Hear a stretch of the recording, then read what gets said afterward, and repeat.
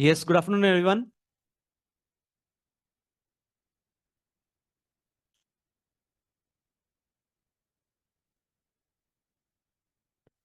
Those of you who are attending online, am I audible? Am I visible? Please respond.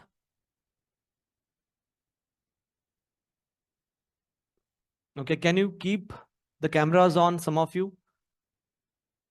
Please keep your cameras on so that I can see you, so that this particular session is a two-way session. Please keep your cameras on.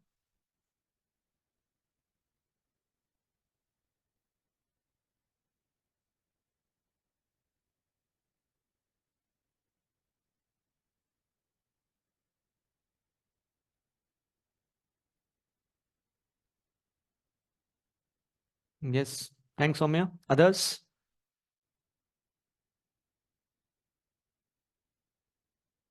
Others, please keep your cameras on. I'm waiting.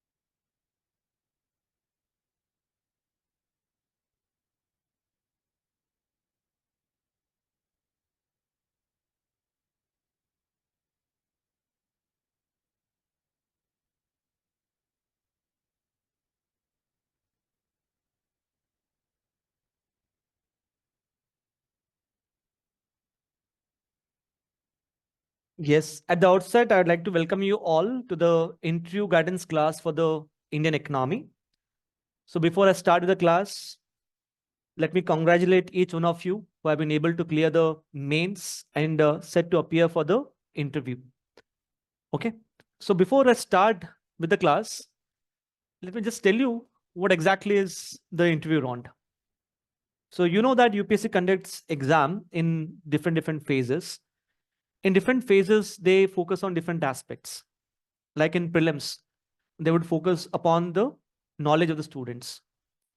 In mains, obviously the focus is on knowledge, but apart from knowledge, they'll also focus upon your analytical reasoning as well as power of expression. And when it comes to interview is more of a test of your personality. So please do understand that in interview, it's more focus is upon testing you as a person. It's a personality test rather than a test of your knowledge, because knowledge has already been tested in prelims as well as the mains. So please think of interview as a very matured conversation that you would have with the interviewer, just like the way we are having conversation, right? In that way, just consider interview as a matured conversation, where the interviewers, they will ask you questions to identify what kind of person you are and what kind of personality traits they are actually looking in you. Remember in ethics paper, you have heard about or studied about foundational values of civil servant, right? So you must be able to recall the foundational values of civil servant, right? So some of the foundational values include your integrity, aptitude, emotional intelligence, honesty, integrity, right? So they are actually looking out for these values. So sometimes in the interview, if you come across a question for which you're not actually well prepared for, please feel free to tell them that you don't know the answer, because they're not testing you whether you have the knowledge or not.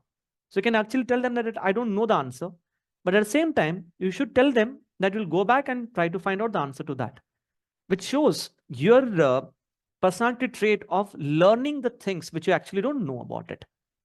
At the same time, if you are not being able to answer one or two questions, remain calm and composed, because once again, you must understand that is a test of your emotional intelligence. Getting this point? So do not be tensed as far as the interview is concerned. Just think of it as a matured conversation that you would have. So with this, let me just start the session for the interview guidance. And can you tell me how many of you have already attended my class in the mains revision classes? Can just raise your hand.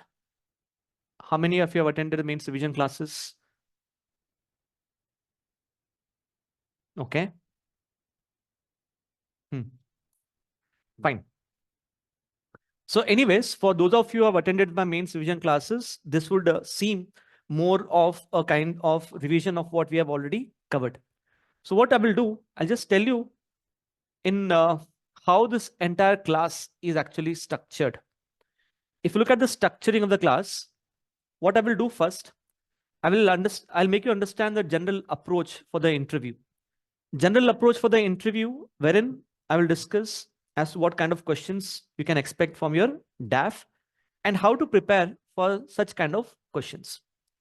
Since this particular aspect has already been covered in much greater detail by other faculties, I will not go into a lot of depth. Probably initially around 5 to 10 minutes will be dedicated to this particular part. Once I'm covered with this, we'll move to the next part. That is, we'll discuss as to how should you interpret and approach the economy-based questions in the interview. And here, what will be my approach? Remember the way you used to study for your prelims, the way you used to study for the mains. To prepare for prelims and mains, you should actually go through the previous year questions from prelims and mains. Based upon that, you get to know what kind of questions can be expected in the upcoming prelims and the mains examination. The same approach, I'm using it here as well. Based upon my interaction with the students who have appeared in the previous interviews, as well as based upon the transcripts of the interview, I've tried to identify what kind of questions have been asked from the theme of economy in the previous interview rounds. So I have identified some important themes. For example, some of the important themes include agriculture, growth and development, industrial policy, LPG. So with respect to these themes, I have tried to identify what kind of questions have been asked in the previous interview. Based upon that, you'll get to know what questions are likely to be asked for your interview. And accordingly, we are going to discuss those topics. So here, I will discuss theme-wise nature of questions asked in previous interview and theme-wise identification of important topics. But we know that you have reached this particular stage of interview after clearing prelims and mains, which means you are not short in terms of knowledge. You are obviously not attending this class for the sake of knowledge, because our knowledge you already have. So my focus would be on how to answer correctly in the interview if you get a question on these topics or themes. So I have identified almost like 20 to 25 topics, which we will discuss in detail in the class. And the remaining topics, I will ask you to go through on your own. Basically, you can go through the mains campus or the PPT. That is my mains PPT if you have attended my mains revision classes. So that is the approach of this particular class. I hope it is clear, everyone. Okay, fine. So we'll start with the first thing, that is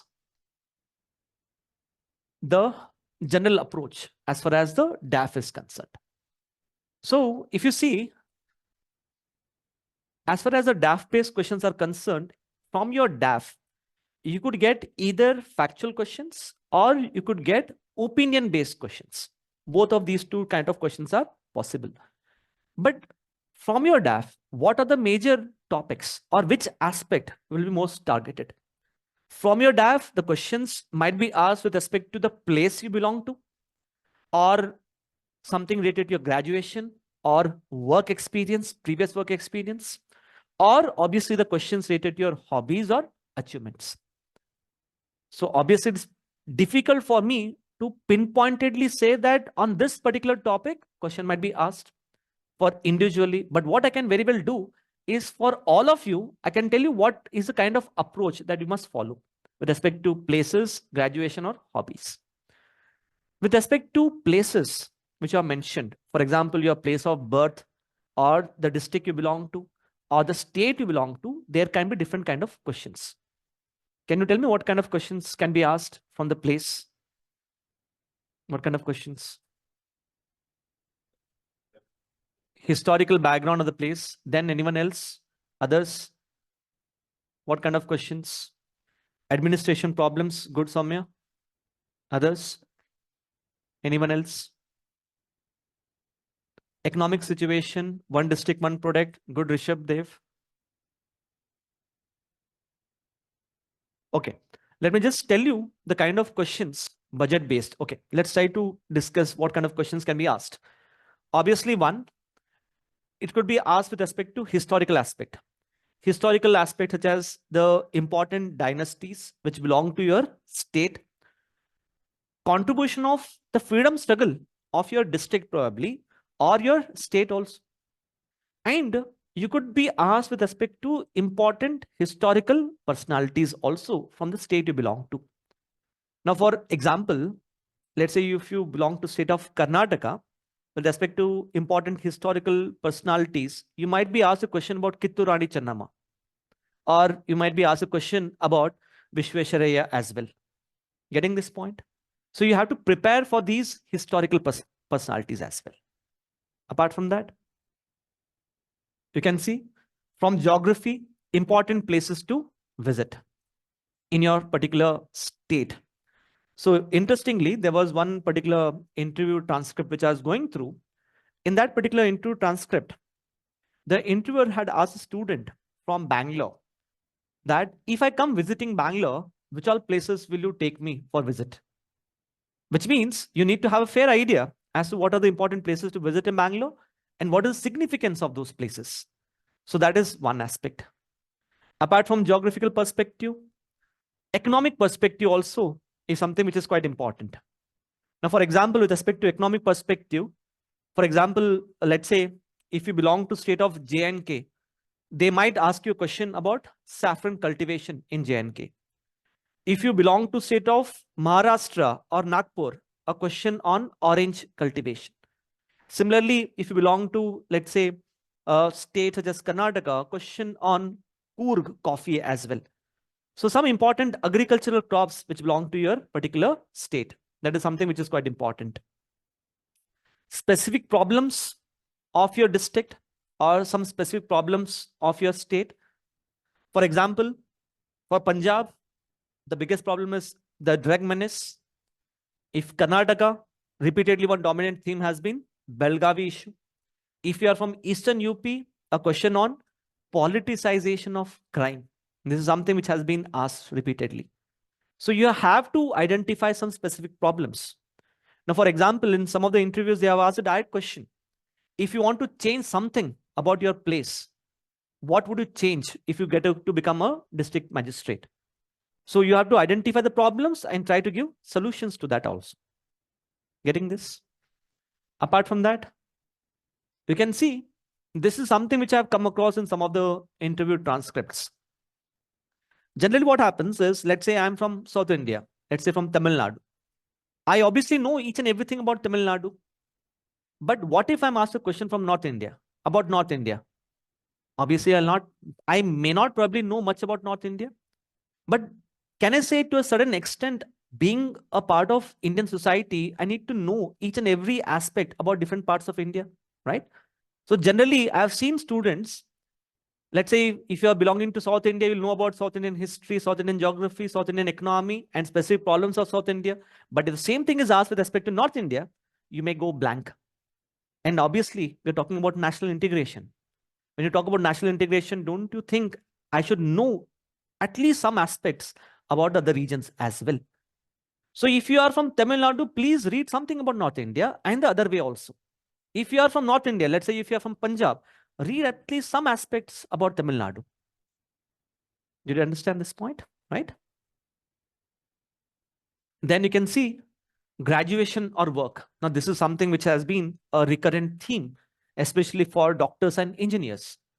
Like for doctors and engineers, our dominant question is, why choose civil services if you're already a doctor and engineer? So they might ask you, you're already a doctor. You can actually contribute much better as a doctor to the Indian society. Why do you want to become a civil servant? this is a question for which you'll have to come up with a really good answer, actually. Same way, you can see if some students have prepared for the exam after their graduation, and for some of them, the gap could be like 2 years, 3 years. They might directly ask you a question as to why there was a gap. What were we doing in last 2 to 3 years? In fact, there's a board, Satyavati ma'am's board. Her first question in the board starts with this only, the gap. What were you doing in last 2 to 3 years? So you should actually be prepared to answer this also.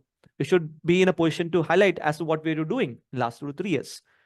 Then, if someone is already into service, our question is, why do you want to change your service? Ultimately, civil services is same. Like someone is already into IPS.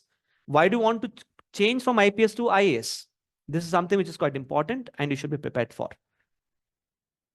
Then, some fact-based questions, which is related to your graduation or your work. Now, I have seen a lot of students asking me, should they prepare about their graduation subjects in detail? Now, for example, if you're an electronics and communication engineer, should you read what all things you have studied in your entire 4 years graduation? Don't you think it's very difficult right now to study what you're studying in those 4 years? Obviously, the interviewers are not going to ask in so much of technical details about your graduation. But they might ask you a very simple question about your graduation. For example, if you're an electronics and communication engineer, a direct question could be, how do you think signal transfers? Or how is the signal transmitted? Whatever technical knowledge you have, that technical knowledge, you should be able to express it in very simple English. That is what is demanded from you. That is why, there's no need for you to go into a lot of depth as far as your graduation subject is concerned. Broad understanding is more than sufficient. For example, if you're a civil engineer, you should know how is a dam constructed. And you should be able to express it in a layman words, layman language to the persons. Same way, NFT. I hope you know NFT, non-fungible token. Then quantum entanglement, if your graduation is physics. So can you see in each of these cases, this is from PYQs only, I mean like the previous interviews, and you can see none of which is too technical, basic things. And then some opinion-based questions, which is related to your graduation or work experience. For example, if your graduation is MBBS, if you're a doctor, a question which might be asked is, do you think Ayush can be alternative to allopathic medicines? If you're a automobile engineer or a mechanical engineer, a question could be, can self-driving cars be successful in a country such as India? So these are the kind of questions, opinion-based questions. So I have broadly highlighted the nature of questions. Your graduation, your stream might vary.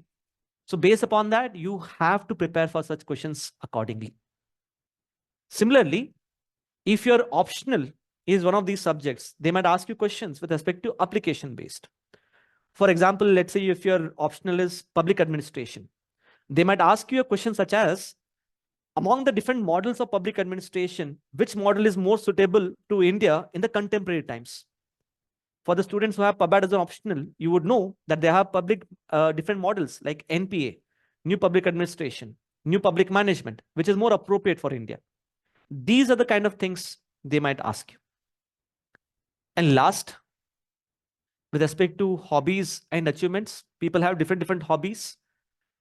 And you have to prepare thoroughly about your hobbies. For example, if your hobby is reading books, which is like most of the people have hobby of reading books, look at the nature of questions.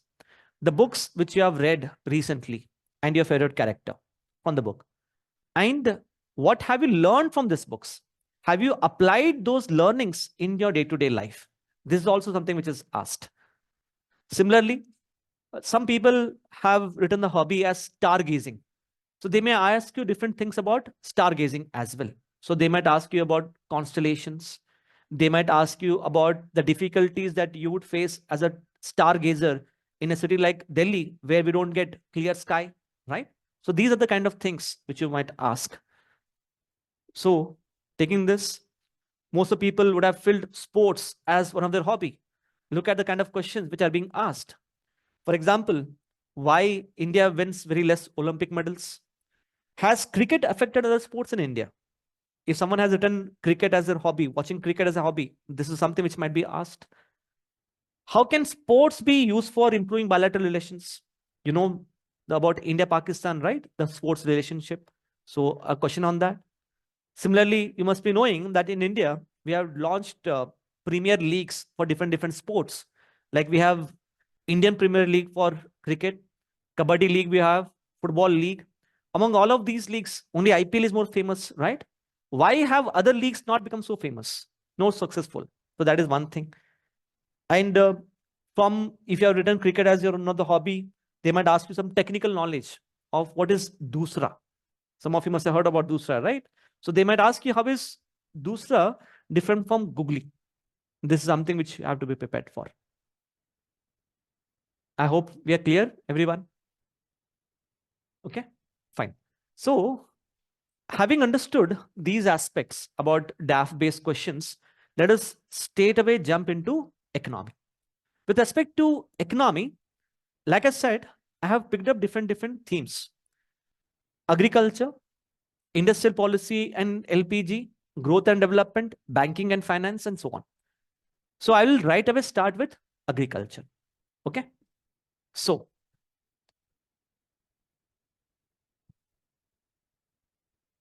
if I could ask you, agriculture as a theme becomes important for which all category of students? Anyone? Who can be asked a lot of questions on agriculture? Obviously, agriculture is something which can be asked for everyone, but more focus would be on some category of students. Who would that be? If you are belonging to state of Punjab or Haryana, where agriculture is one of the biggest thing, then those who are coming from farming families, good Rishabh Dev. Then think, who else? For who else does it become important? Graduation subject, good. Economics is an optional, good Nisha. So if you see, this theme of agriculture becomes important for these category of students. Obviously, it is important for all. I'm stressing on this, but more so for these category of students who belong to rural areas, whose father's profession is written as agriculture in the DAF. Or you belong to a state which is related to agriculture. The best case is Punjab, Haryana. Or if your graduation or optional subject is either agriculture or economics. That way, this theme becomes important. And here, with respect to agriculture, you can see the nature of questions which have been asked. So I just try to highlight some of the important themes or important topics which have been asked in last year's interview. It is based upon my personal interaction with the students who have appeared for the interview as well as the interview transcripts. So can you see the nature of questions? Problems with agriculture marketing and your opinion on the farm laws. And why farm laws? Don't you think last time when the interview were conducted, that time the most dominant theme was farm laws? Questions about MSP. How is MSP calculated? Should MSP be legalized? What are the challenges to doubling farmers' income? Strategies to achieve evergreen revolution. Reasons for farmer suicide. And look at this. Why Amul model is not successful in other states. Then significance of FPOs. I hope you know FPOs, farmer producer organizations. And look at this question. It's a very interesting question. As a district magistrate, how will you encourage crop diversification? You know, the year 2023 is declared as International Year of Millets. So how will you how will you encourage the farmers to cultivate more millets? Why don't farmers grow millets and pulses? Why are farmers more interested in growing rice and wheat? And opinion on government schemes such as PM Kisan.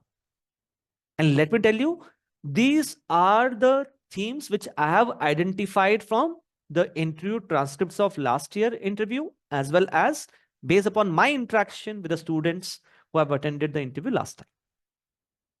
Did you get the point? So just have a look at the nature of questions. Can I say the nature of questions is not very difficult? It is not something which is out of box. The nature of questions is actually very easy. where you're just required to express your opinion with respect to these important topics. And that is what we are going to cover one by one. So here, look at the themes that we are going to cover in the class. Some of the themes that we are going to cover. A question on why do you think government has failed in doubling farmers' income? And a question on farm laws. Did the farm laws really go against the interests of the farmers? Should MSP as a policy be dismantled? Income support versus price support. Which one is better? Why have cooperatives failed? Why should the government promote FPC, farmer producer companies? What should be done to counter the crisis in the green revolution states? Why should we focus on millets? Why don't people consume more millets? And should India adopt organic farming on a large scale? Is it clear? So what we'll do is we'll start with the first dimension. The first dimension is doubling farmers' income. And as far as these topics are concerned, please try to read about these topics on your own.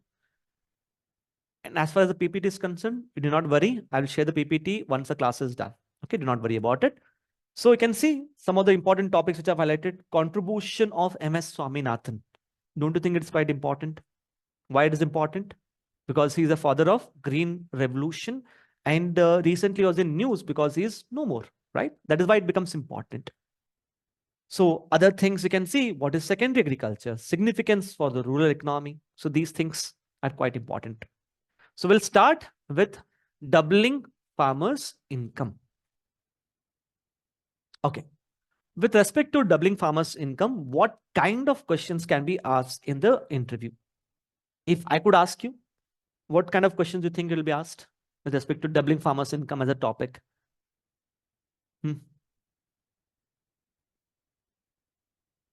Those of you who are attending online, you can just unmute yourself and speak up as well. What kind of questions can be asked? Think of it. All the students who are attending online. Soumya, are you able to unmute yourself? 1 second.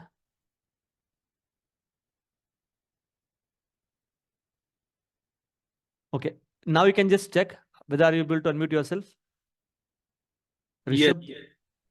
Yeah. So, yes. Anyone wants to tell me what kind of questions can be expected?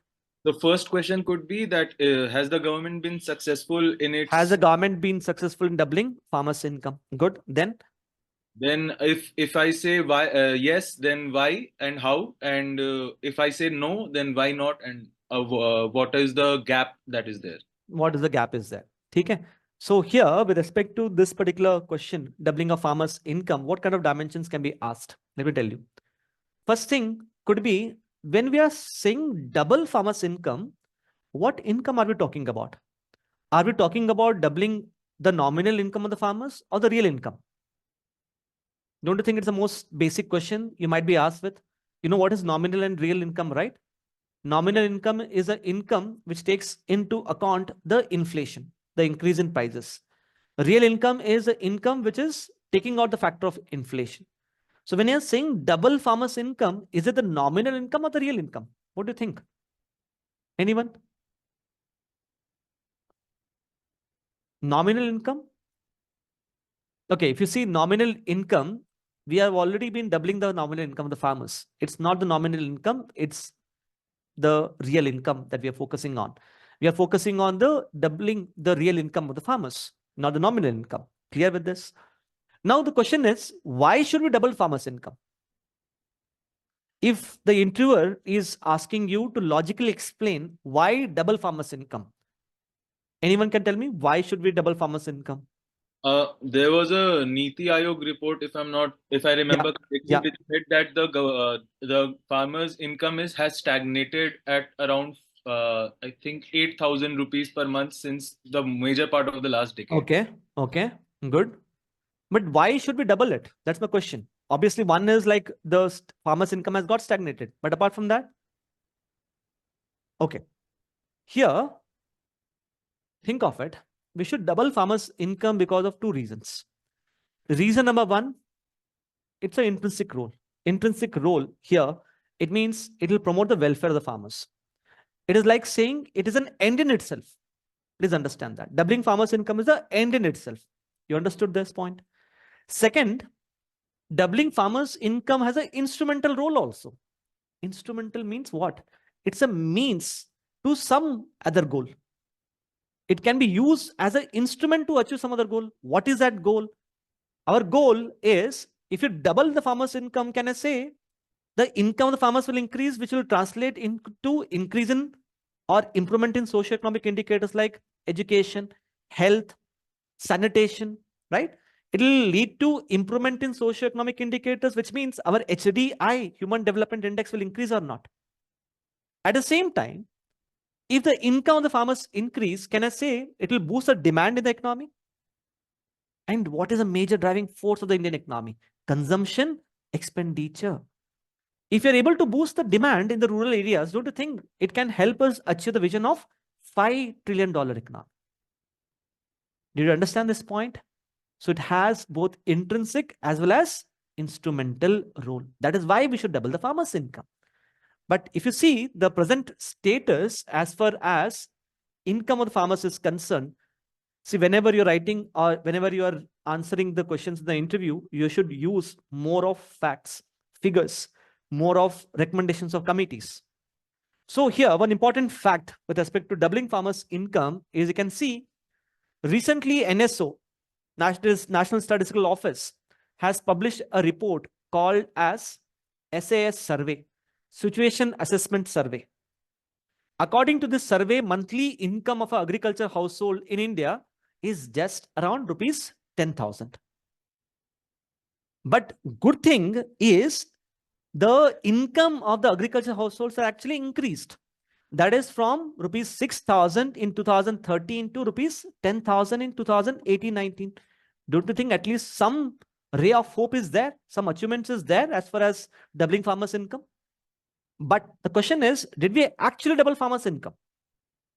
So, according to Dalwai panel, I hope most of you must have heard about this. This is a committee on doubling farmers' income. This committee had highlighted that by 2022, our income should double.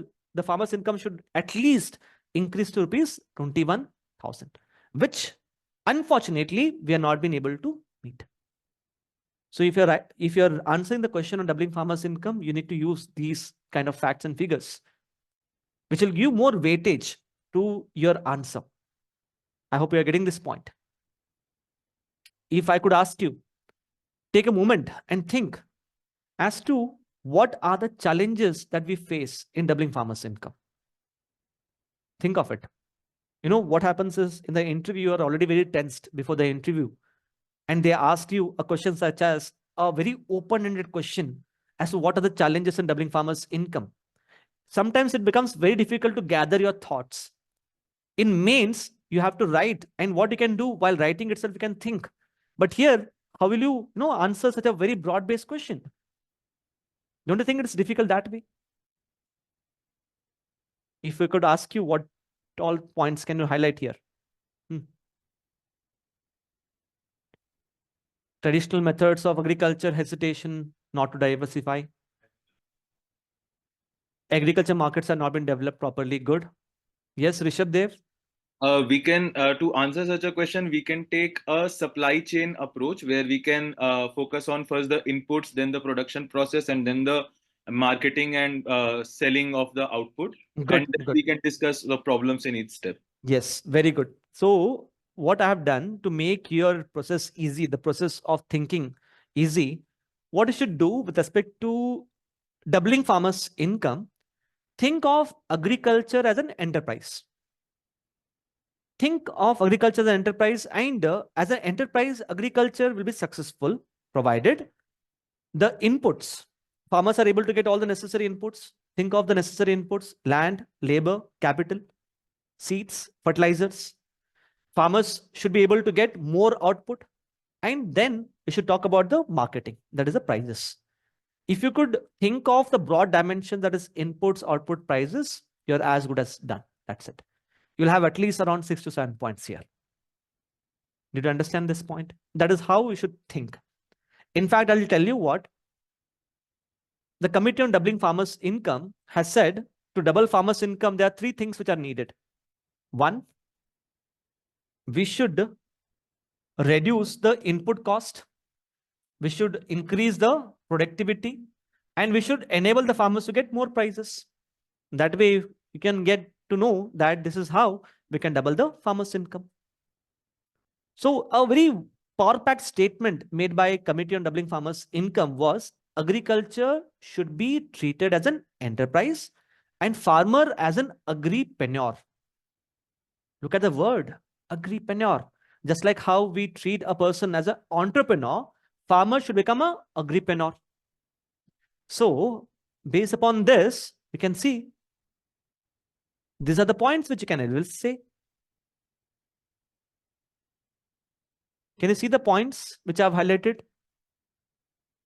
Obviously, since you're appearing for the interview, I don't have to individually explain these points. But you can just have a look at the point. Fragmented land holdings, rain-fed agriculture, lower public investment in agriculture, access to institutional credit, lack of crop diversification, lack of adequate emphasis on allied sectors, lack of access to APMCs, higher price volatility. And then, I hope everyone will agree with me on this, right? Legal framework, restricted and fragmented APMC regime. Is everyone clear with this? Okay, so what I'm trying to make you understand is, in the interview, if you get a broad-based question about agriculture, keep this framework in mind. Inputs, outputs, and prices.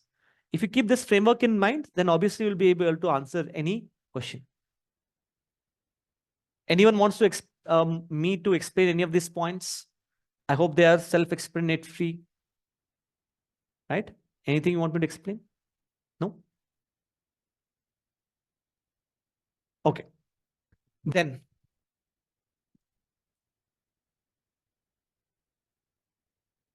okay. Let's look into the farm laws. I hope everyone must have heard about the farm laws, right? So there were 3 farm laws introduced by the government.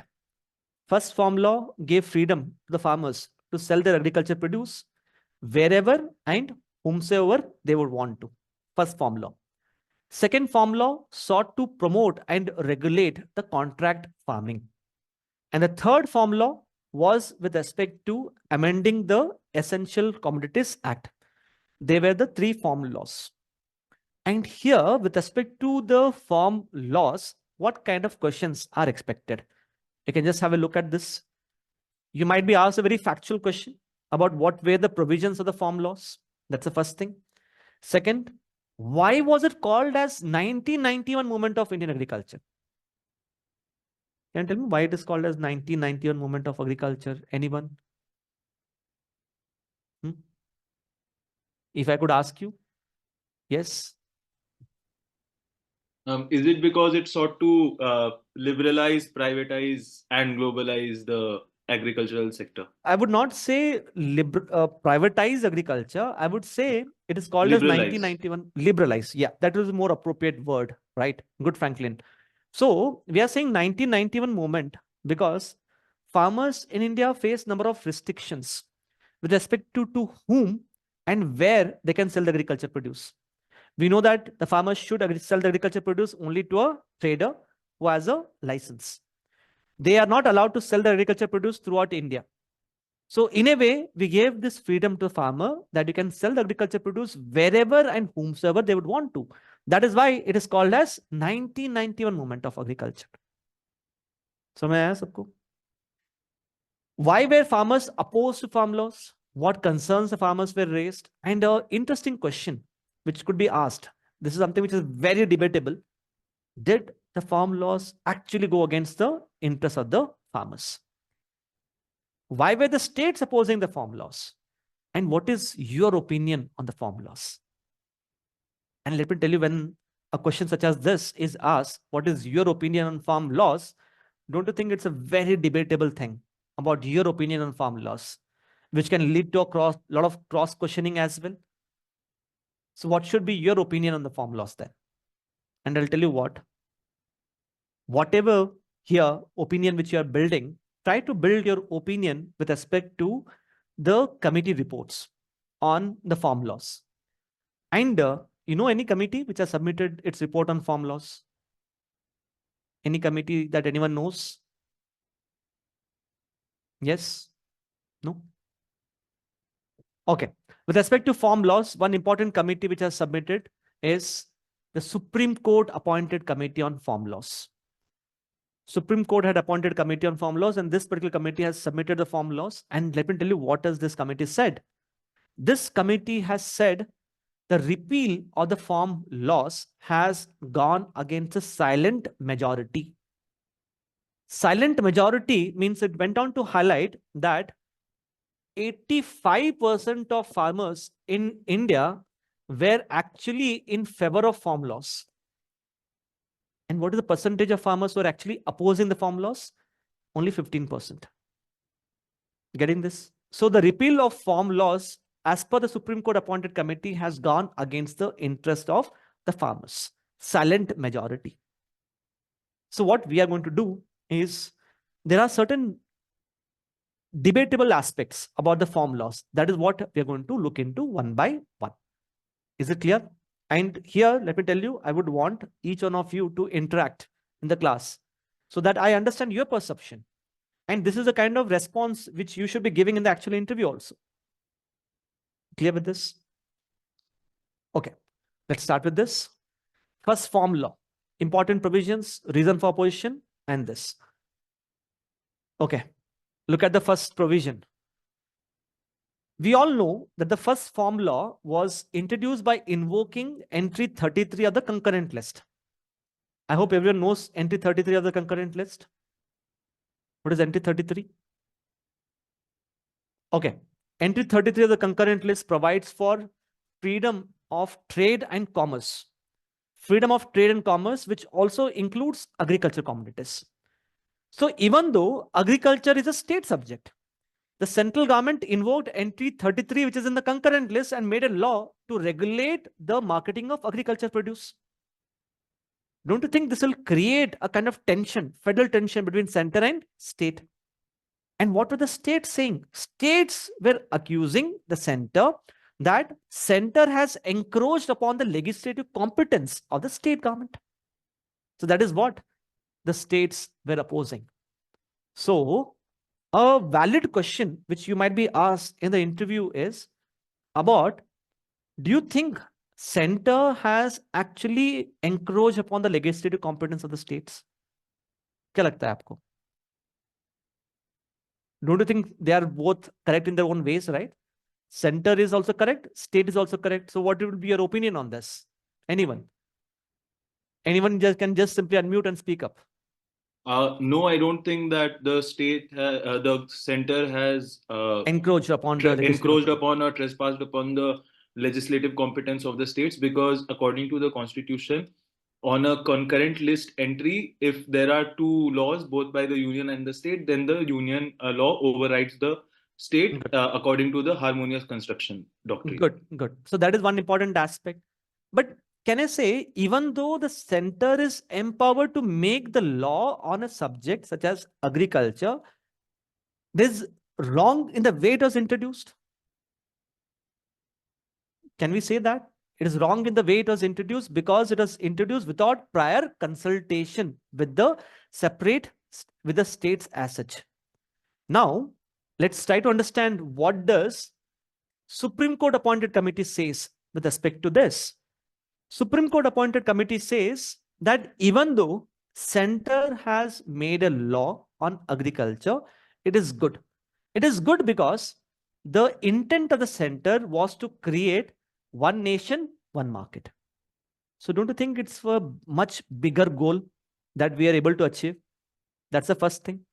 Second, the Supreme Court appointed committee says at the same time, we need to give more flexibility to the states to implement this particular act. In fact, I'll tell you one important thing which Dalwai panel had said. Dalwai panel has said that agriculture, especially agriculture marketing, should be brought under the concurrent list. If you bring agriculture marketing on the concurrent list, don't you think both center and state can make laws with respect to agriculture marketing, and that time such kind of conflicts will not arise only. समझ आ रहा है सबको? I hope it's clear. And look at a third important aspect about what the Supreme Court appointed committee has said. It has said when we can have a GST council to promote coordination between center and state, why not a high level coordination body to regulate the agriculture marketing, wherein all the state agriculture ministers plus the union agriculture minister can be part of this coordination body, and ultimately we are working for the benefit of the farmers. Is it clear, everyone? Okay. Okay. Next, if you see, farmers were given the freedom to sell the agriculture produce outside APMC. Outside APMC means they were allowed to sell the agriculture produce from the farm itself, from the factory or the warehouses. And what were the concerns raised by the farmers? Why were the farmers concerned about this? उनके लिए तो अच्छा है, right? That they are given more freedom to sell outside APMCs. The farmers were apprehensive because they were essentially under the fear that initially the private companies will outbid and give competitive prices compared to the mandis, and over time the mandis will become irrelevant. Become little redundant. Yeah. Yes. And apart from that, what were the other concerns? Other concerns were that their minimum support price that they are guaranteed will not be guaranteed under. Good. So you can see they were opposed by the farmers on three important grounds. One, dismantling of government regulated APMCs. That is what they thought. They thought if farmers are allowed to sell the produce outside APMC, then slowly over a period of time, the government could do away with the APMCs, which is actually regulated. They also believed that procurement at MSP may be phased out. That's an apprehension. There was nothing with respect to MSP. And third, they also felt that trade area could be dominated by monopsony market. What is monopsony market? You know, we have monopoly. Monopoly means a single seller. Monopsony means a single buyer. Did you get the point here? So clearly the farmers thought that until now they are selling in APMCs. If they are allowed to sell outside APMCs, government might do away with the APMC regime. Government may stop procurement at MSP, and the trade area could be dominated by private players. That is what they believed. So a question on this could be, to what extent do you think farmers' fears or apprehensions were true? Do you think did it go against the interest of the farmers? If you could argue in the favor of farm laws, what it could be? Think of it. How do you support the farm laws in this case? Sir, the monopoly of the APMCs is also exploitative of the farmers to some extent, because there is a lot of corruption over there, and even farmers are forced to sell their product at prices that are not viable for them. Okay. Then how would you support? That I don't know at the moment. Okay. There's no provision for doing it. But how do you think, how do you support the farm laws in this case? What the farmers were saying is true, right? To a certain extent. The trade area could be dominated by monopsony market. It would have, I guess we could say that it would have incentivized the APMCs to become more competitive. More competitive, yes. So that's what the Supreme Court appointed committee has been trying to say. They are trying to, the Supreme Court appointed committee said, look, we are not going to stop the APMC regime. We are allowing the farmers to sell the agriculture produce outside APMC. It means if I'm a farmer, I have two options: to sell the produce in APMC or outside APMC. Wherever I'm getting a higher price, there I'll sell the produce, which is more profitable for me. Right now, I have only one option: to sell the produce in APMC only. Don't you think its bargaining power of the farmers in this particular case would obviously increase? And interestingly, what the Supreme Court appointed committee has said, already 75 to 80% of agriculture produce is sold outside APMCs. And let me tell you, the 75 to 80% of agriculture produce which is sold outside APMCs Is it even regulated?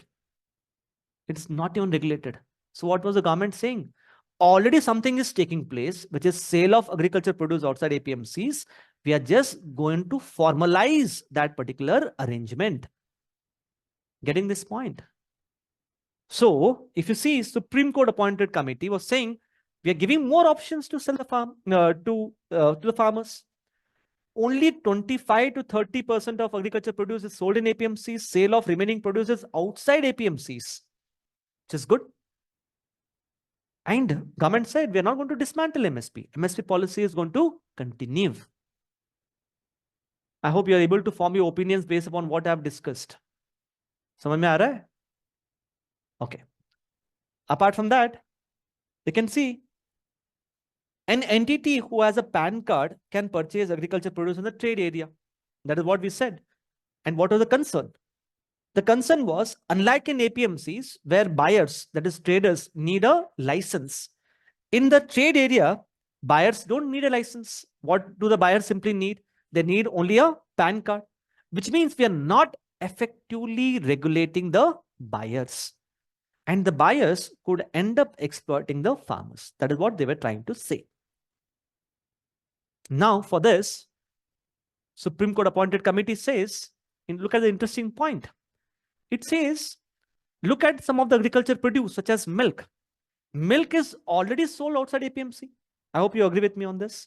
And milk is something which the farmer fetches the highest price. There, in case of milk, are we actually regulating to whom the farmer is selling the milk? We are not regulating the buyer. What are we doing instead? We are trying to increase the bargaining powers of the farmers. How are we increasing the bargaining power of the farmers? By organizing them into FPOs. So what we need is not the regulation of the buyers. We need to increase the bargaining powers of the sellers. Who are the sellers here? Farmers. If the bargaining powers of the farmers increase, automatically the farmers will get they'll get higher price. Did you get the point?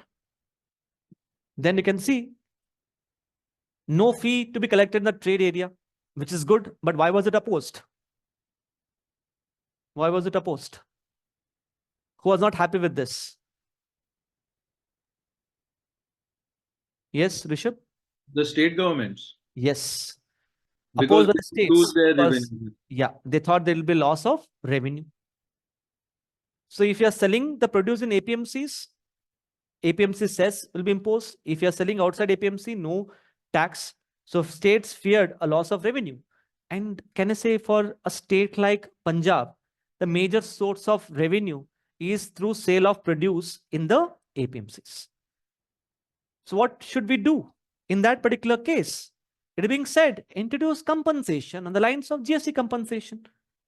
When we have a GST compensation to compensate the states for the revenue loss, why not a compensation to the states for the loss in revenue because of the farm loss? Clear? And look at this. We provided for a dispute settlement by a conciliation board, which is to be set up by SDM. And the farmers were concerned that this particular dispute settlement mechanism is quite weak. That is what it was believed. So to solve this particular problem of dispute settlement, what we need, I hope most of you must have heard about commercial courts, which we have set up in India. So when we can have commercial courts dealing with the, say, disputes of companies, we could have farmer courts at the district level, which are dedicated courts to handle the grievances or complaints of the farmers. That is what is needed.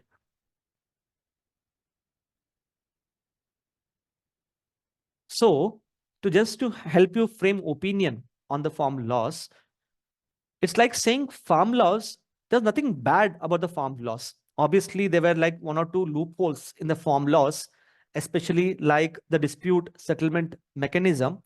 But overall, on paper at least, the farm laws were pretty good. It is said the farm laws would have assured the 1991 movement for the Indian agriculture. But if I could highlight one of the biggest problems with the farm laws, I would say the problem is not in the act, that is the farm law. The problem is with how the farm laws were actually introduced. You know how farm laws were introduced? How were the farm laws Yeah. introduced? Farm laws, yes, Rishabh. How were they introduced? They were introduced by an Yeah, ordinance, which ordinance. Okay, when the farm laws were introduced in ordinance, can I say there was no debate, discussion? There was no involvement of stakeholders. there was inadequate pre-legislative consultation. Yes, inadequate. So it's something like there was lack of consultation with the stakeholders, and it was something which was forced upon the states as well as farmers.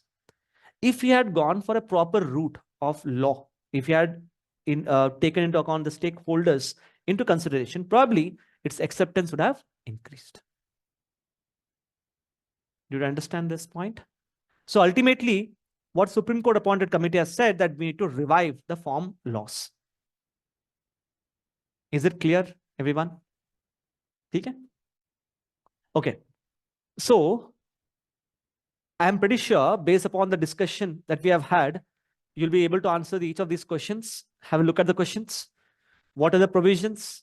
Why it is called 1991 movement? Why were farmers opposed to farm laws?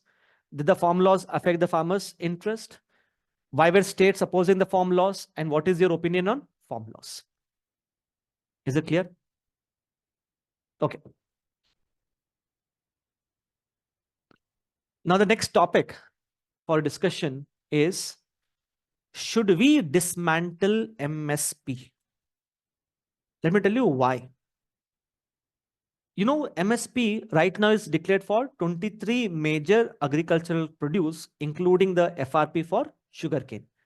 It is declared for 23 agricultural commodities. But we know, even though we are declaring MSP for 23 major agriculture commodities, the procurement right now is strong only for rice and wheat.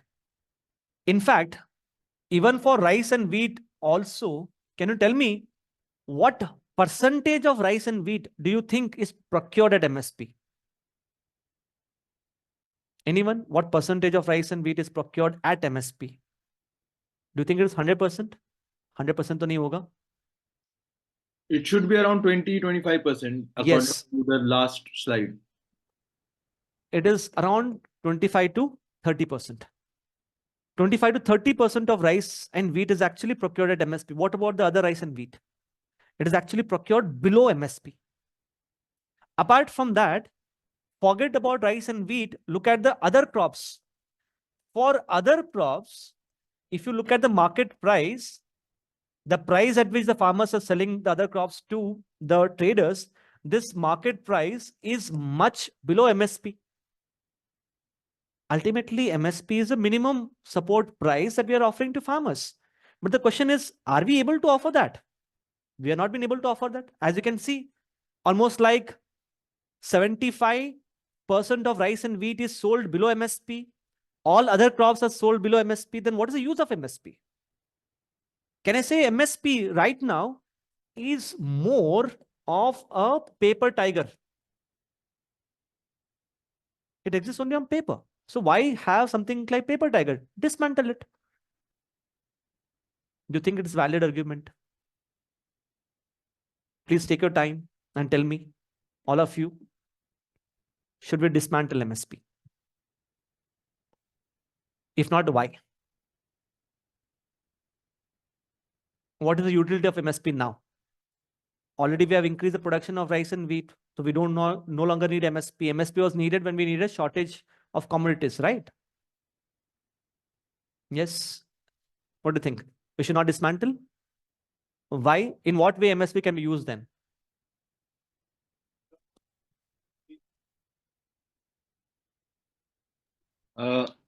MSP. More crops. Yeah. MSP is, first of all, it's an indicator of prices for the market outside MSP. Good.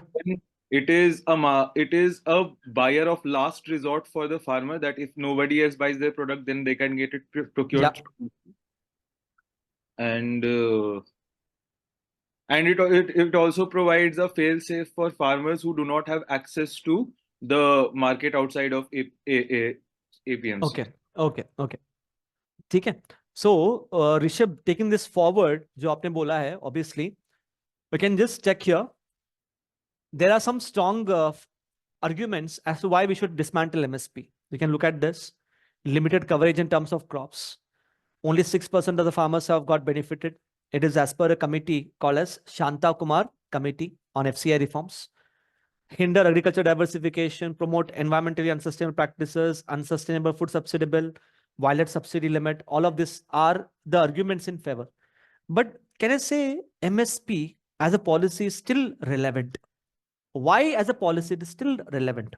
Because you must understand MSP sends price signal to the farmers. Price signal to farmers as to which particular crops they should grow and how much is the likely price which they are able to get. That is something which is a goal for each one of the farmers. So if I could highlight the need for revisiting MSP rather than dismantling MSP, you can see MSP serves as a price signal for the farmers. At the time of Green Revolution, we wanted to increase the production of rice and wheat. That time we used MSP as a policy. Now there are some crops whose production we would like to increase. The crops for which we had actually depended upon imports. Can you name some crops which we are importing? Agriculture commodities, think. Which commodities are we importing? Can I say we are importing more of pulses?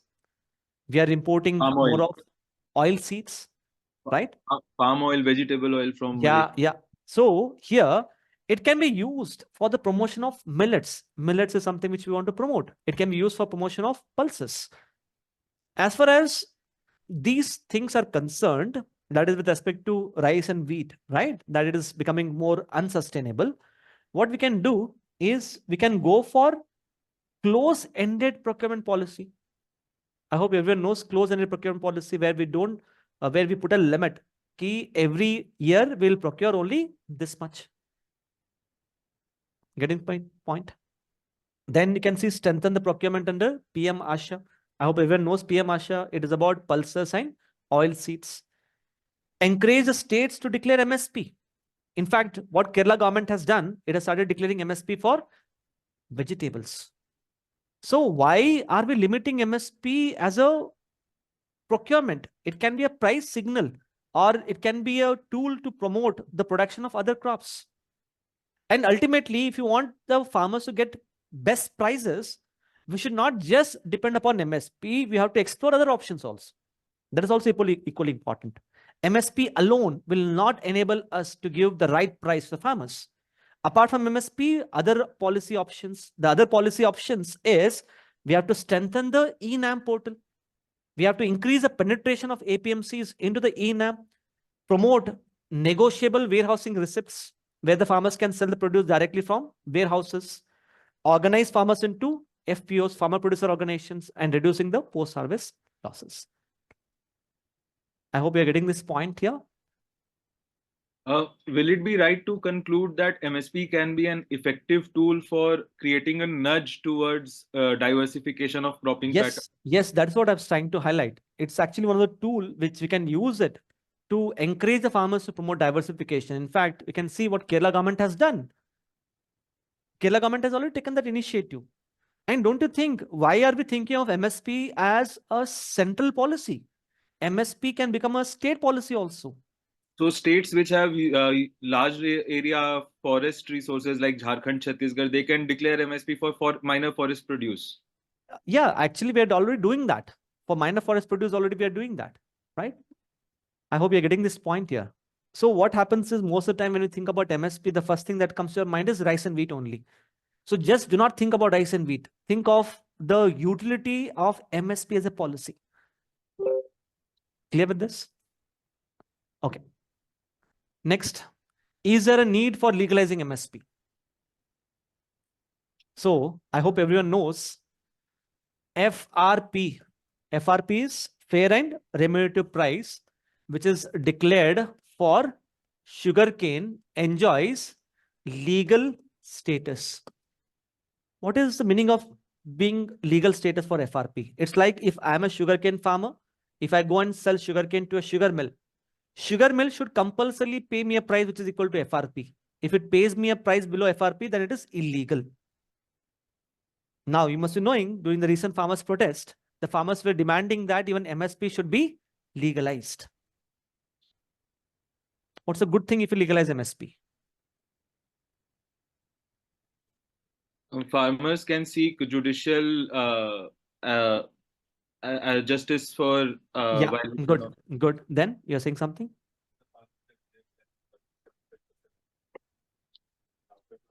Outside the APMCs, like what he's trying to say is whatever produce we are selling outside APMCs, at least for that particular produce, the farmers can get the right price. Then anything else? Doubling farmers' income. Okay. Just think of this. These are some of the benefits. But the question is, should we do it? That's the most important question. Should we do it? क्या लगता है? If I have to give an argument as to why we should not legalize MSP, what it would be? Think of it.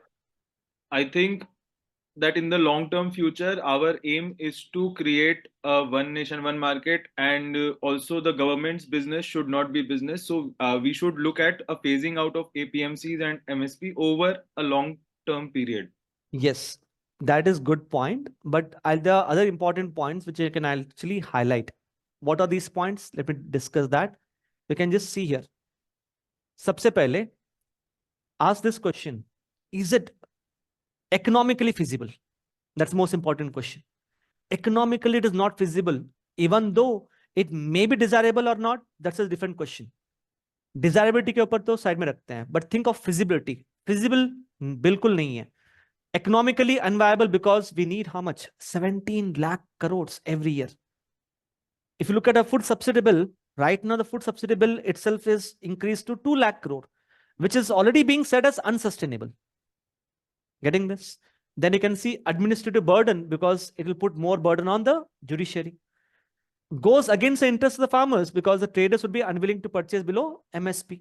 Because if the traders purchase below MSP, what will happen? They will drag before the court, which means the entire grain market of India will be nationalized. The entire burden will fall on whom? FCI. And I don't think right now we do have that administrative capacity to undertake the procurement. And more importantly, is it going to solve the structural problems of agriculture? Rather, it will distort the market. It is distort the market more, right? And more, look at the last part, international ramifications, because the NFSA which we are implementing is already violating the agreement on agriculture subsidy limit. If you decide to legalize MSP, it will be much bigger problem. So what's the right way then? If not legalizing MSP? Here, I will tell you the best way here. If I could highlight some of the important crops for which the farmers are getting the best price. Some of the important agriculture commodities for which the farmers are getting best price is milk, fruits, vegetables. Now, question is there MSP on milk? Is there MSP on fruits and vegetables? There's no MSP. In spite of that, the farmers are getting best price. Question is how?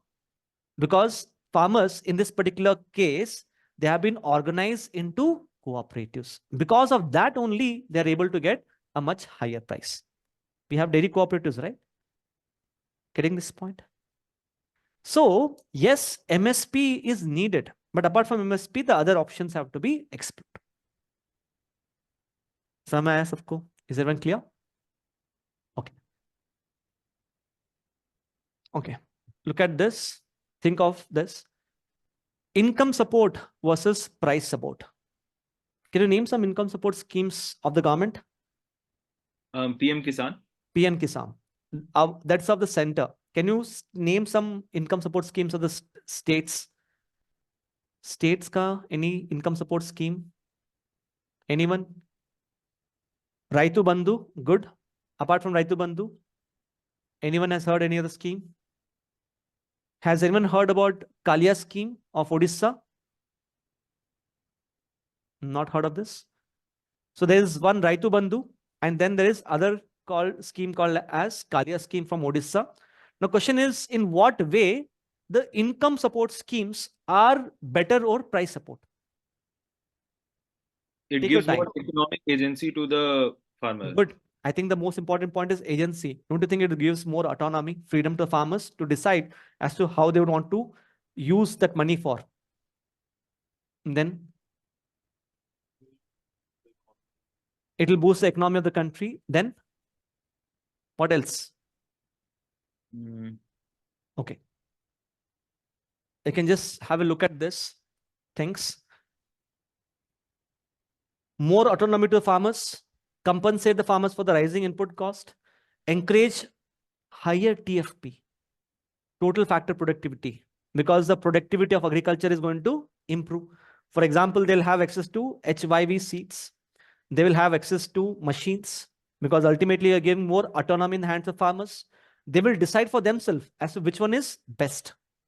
Then reduce the dependence on money lenders and avoid the debt trap. Encourage diversification away from rice and wheat. For example, Haryana government is implementing a scheme called as Meri Pani, Meri Virasat, under which Haryana government is transferring money to the accounts of the farmers if the farmers are undertaking diversification towards other crops. Don't you think it's one of the best policy to promote agricultural diversification? Yes. And look at this, income support scheme is part of green box subsidy under agreement on agriculture. Most of you know agreement on agriculture, you have amber box subsidies पे limit है, green box subsidies पे limit नहीं है. Income support scheme is part of green box, which means we can give how much ever income support we would want to our farmers. And can I say it is less distortionary as well? It is not going to distort the market. Is it clear? But what do you think are the challenges of income support? Farmers will be more vulnerable to economic shocks. Yeah, good, Rishabh. Then what are the? It's like think of PM Kisan in your mind. You'll get to know some challenges. PM Kisan के क्या challenges हैं? What is your opinion on that? Farmer may not use the money to invest in capital expenditure. Yeah, some wasteful expenditure. Good. Good. Nisha has a very good point. She says, what's the definition of farmer in India? Who is a farmer? When we are transferring money to farmer, whom actually we are transferring? Do you know under PM Kisan, who is a farmer? Who is a farmer under PM Kisan? Yes, Rishabh. Who is a farmer under PM Kisan? Whoever has a Kisan credit card. No. Under the PM Kisan, a person is considered as a farmer who is considered to be owning land. Only those people who own land are considered to be farmers, which means, don't you think it is exclusionary because it is excluding the sharecroppers and tenant farmers? Exclusionary bilkul hai. And we do not have modernized land records in India.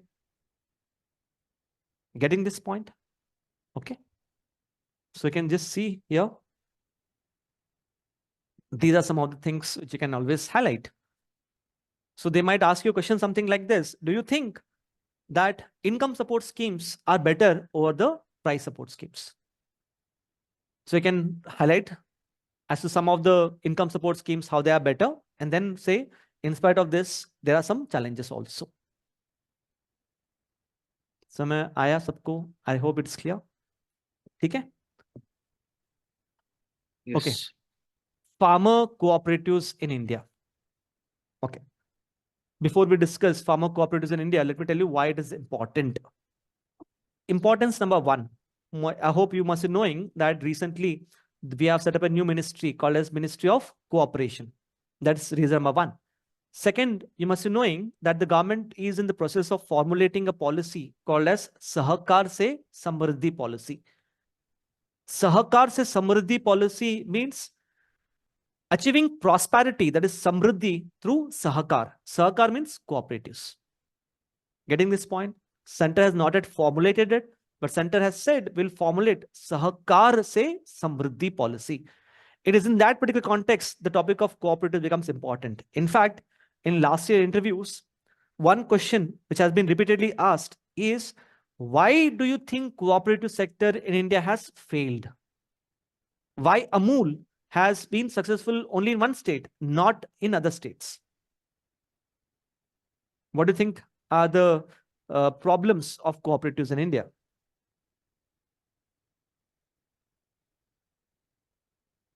Problems of cooperatives. Think of the problems. Others, Nisha says politicization. Good, Nisha.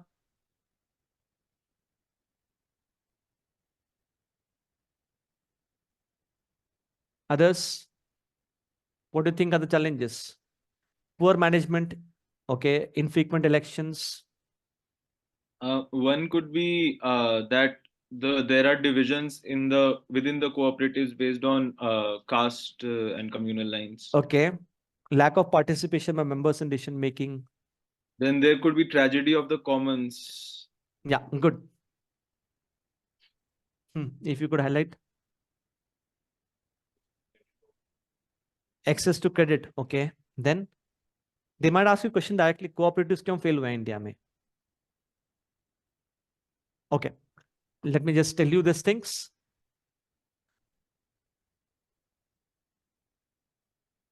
सबसे पहले, you can see the number of cooperatives we have in India. We have almost like 8.5 lakh registered cooperatives, which is comprising of 30 crore members.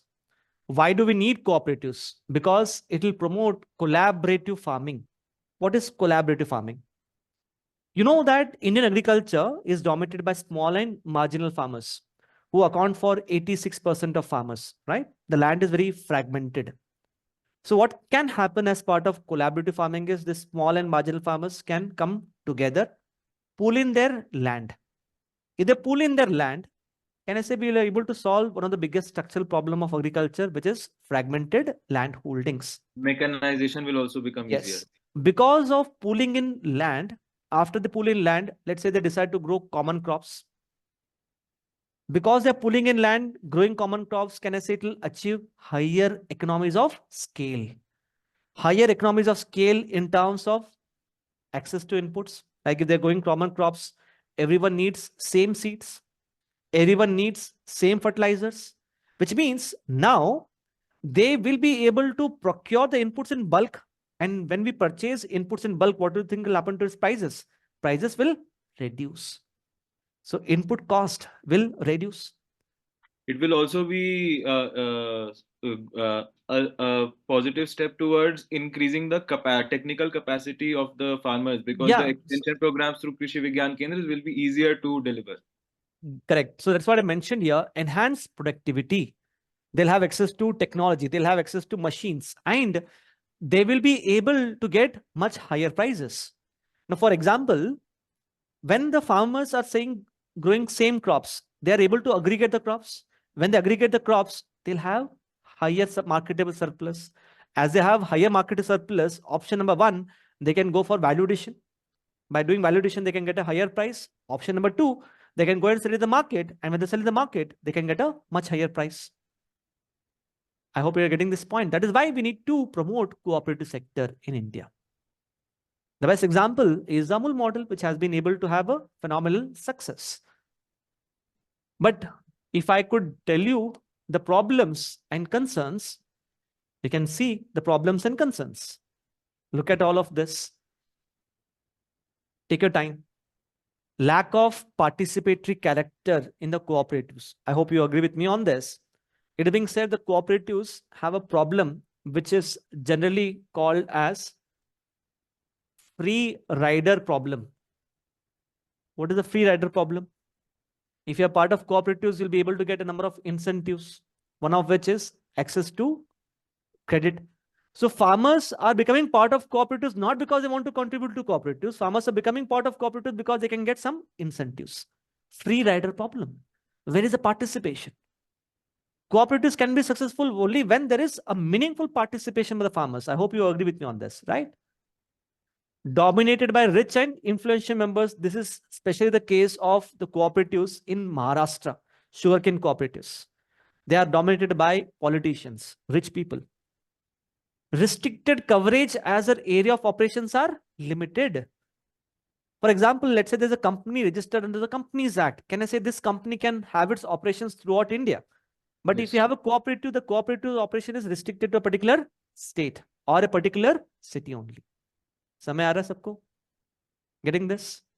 Then restricted role as they are generally single purpose. If I could ask you, which is the world's biggest cooperative? Anyone? World's biggest cooperative कौन सा है? If you could guess, Rishabh, Prachi, Ganesh, Govind, Soumya, what do you think is the world's biggest cooperative? You'll be surprised to know the world's biggest cooperative is the Indian cooperative. And that is not Amul. IFCO. Yes. IFCO is the world's largest cooperative. And what is IFCO? You must understand IFCO started as a fertilizer cooperative. It's a cooperative of farmers for manufacturing of fertilizers. But then it has gone on to diversify its business into different sectors. Like you must have heard of an insurance company, IFCO Tokyo. Can you get this point? So what has IFCO done? It has diversified its business. So just like how you have conglomerates in India, you have cooperative which has gone on to become a conglomerate, like IFCO. So what we need to do is we have to have a multi-purpose cooperatives, not a single purpose cooperative. Restricted State Cooperative Societies Act basically like political interference in the functioning of cooperatives, wherein the state government can issue directions, state government can remove the members of cooperatives. Political interference is huge, and the cooperatives do not get adequate amount of capital. And how do you solve this problem?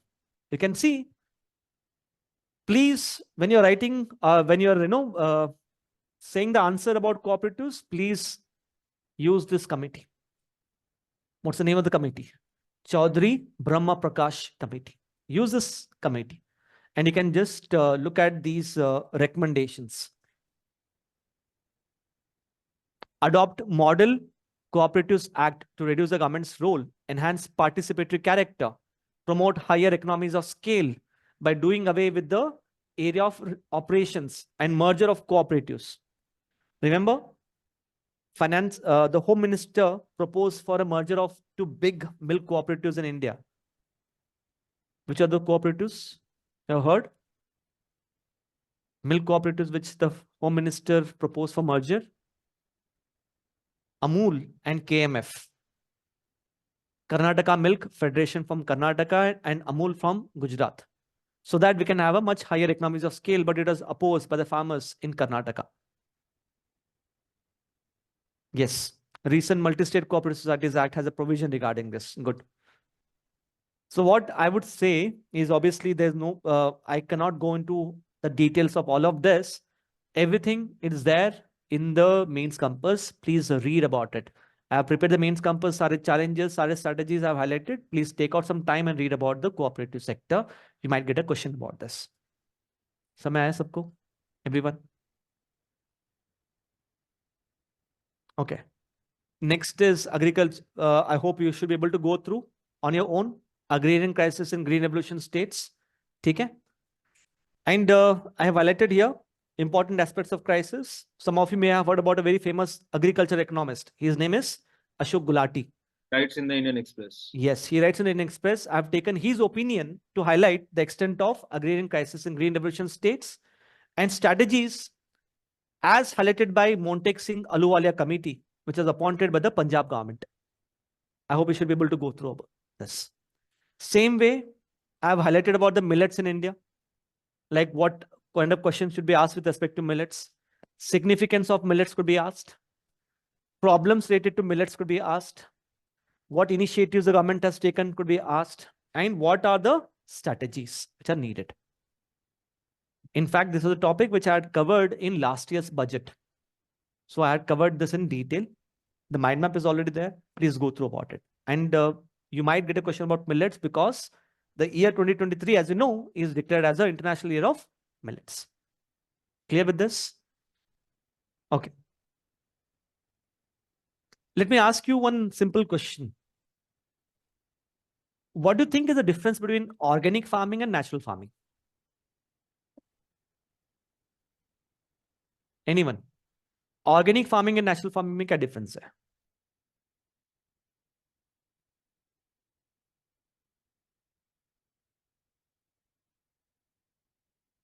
Yes.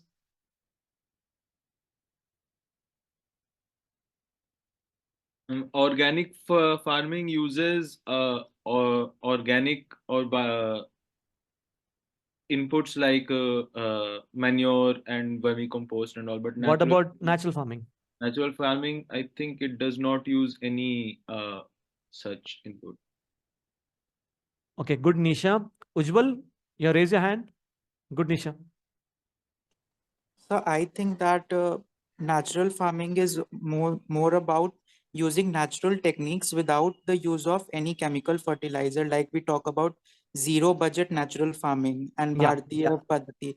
But when we are talking about organic farming, it's about using organic matter such as compost, vermicompost in order to increase the productivity. So do you mean we don't use organic compost in natural farming? Sir, it may be a component of natural farming, but it is not always necessary. Like many farmers use some other ways also in their Okay. natural process. Okay. So let me just, we are not really talking about zero budget natural farming, but the way we define natural farming. Let's try to understand this. Just have a look.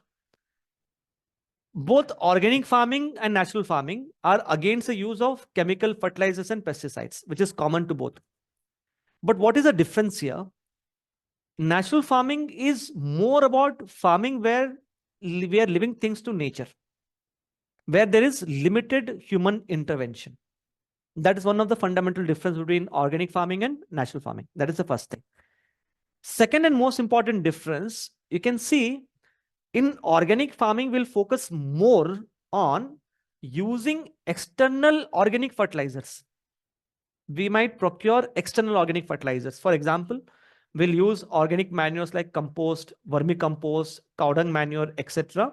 We'll add it from the external sources in organic farming. But in natural farming, we are not using the external organic manure. What we are trying to do is we are trying to break down the organic matter right on the soil itself.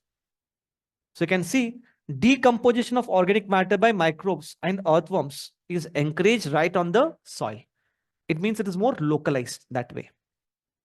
Here we might prepare something outside the farm and then add it on the farm.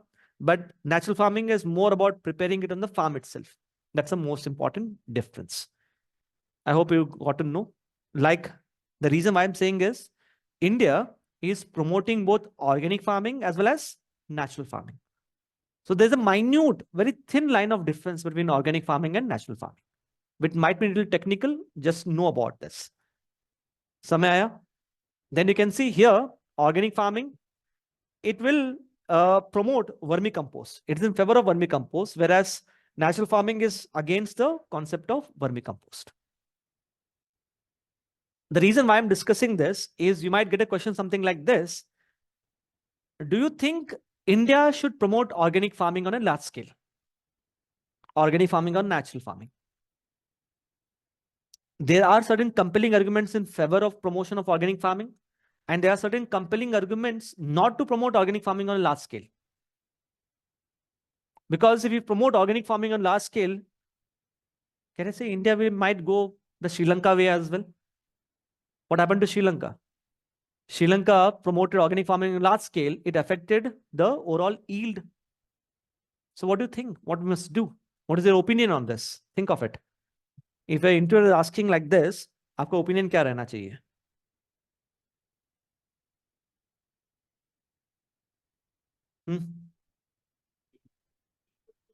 Slowly towards organic farming, not a full-fledged.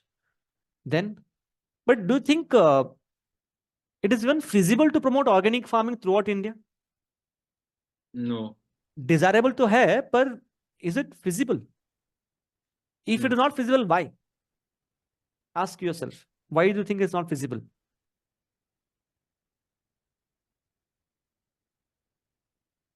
Yeah, good. Yeah, it may cause food insecurity. It may cause food insecurity. Good. Then, can I say there are some natural factors also at play which will prevent us from promoting organic farming? Like, can I say the soils in India are generally deficient in nutrients? How can we promote organic farming unless we don't add chemical fertilizers? Natural factors are also at play. समझ में आ रहा है? Apart from that, think of the yield. What will happen to the yield of the crops? Yield of the crops will reduce. But you must use some expert opinion while tackling such kind of questions. What kind of expert opinion? Let's try to understand this. Okay. Think of this. Points in favor. Just have a look at this point. I hope they are self-explanatory. Reduce input costs and enhance soil fertility. Fetch higher prices for the farmers due to increased demand for organic food. Promote integrated farming system.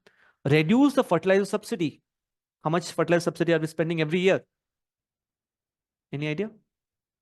We are spending 2.5 lakh crores on fertilizer subsidy every year. It is in a way putting more financial burden on the government, right? And here you can see concerns. Adverse effect on yield leading to food insecurity. Example, Sri Lanka. Soils in India are deficient in nutrients and hence chemical fertilizers are needed. Look at this. Zero budget natural farming is based upon unscientific premise. I'm not saying this. Who is saying this? Expert at National Academy of Agriculture Science. So even when you're expressing your opinion, it should be your expert opinion like this. I hope you're getting this point. Hai na? Low awareness among the farmers cannot be promoted among all the regions of India. Please understand that. It can be promoted in some pockets of India. And what is the general consensus now? In fact, according to government sources itself, the general consensus is 10% of our net sown area. Only 10% of the net sown area can be diverted towards organic farming. This is what the government says. It means only in certain selected pockets of India, we can promote organic or natural farming, not throughout India. I hope it's clear. Everyone?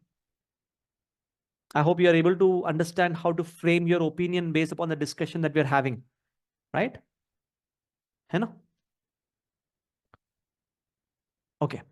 Next, coming to the theme of industrial policy, LPG, as well as external sector. With respect to this particular theme, you can see the nature of questions asked in the previous year interview. Is Make in India a failure? Reasons for poor growth of MSMEs. Impact of global recession on the Indian economy. How is global recession having an effect on Indian economy? What is your opinion on FTAs, which India has been signing? India has signed almost 13 FTAs so far. What is your opinion on that? Why does the rupee value depreciate and what can be done? Why should India become part of GVC? GVC, as you know, it is global value chains. Why more FDIs come into services as compared to manufacturing? Can anyone tell me what is the difference between anti-dumping duty and countervailing duty? Anyone? So anti-dumping duty is levied by any country against cheaper products when they dump it into the country. Yeah, good. As per say like Chinese product. Yeah, good. And so countervailing duty is a duty that is imposed by the country in order to increase their competitiveness. Countervailing duty, no. It is not for increasing competitiveness. Anyone else? The first part was correct, anti-dumping duty. Countervailing duty, this was asked in previous year interview. Okay, when I say countervailing means you are countering something. What are we countering? We are countering the entry of highly subsidized goods from other countries. Let's say China is giving huge amount of subsidy on manufacturing of toys or say manufacturing of mobile phones. And those subsidized goods are entering into our domestic market. To counter the entry of subsidized goods, we'll impose countervailing duty. Did you understand the difference? Minute difference. Both anti-dumping and countervailing duty, why were we imposing them? To protect our domestic industry. But the reasons for imposition would vary. You can see India's disputes at WTO. I hope you know the India disputes at WTO, World Trade Organization. And then why smaller economies such as Vietnam are able to attract more companies from China.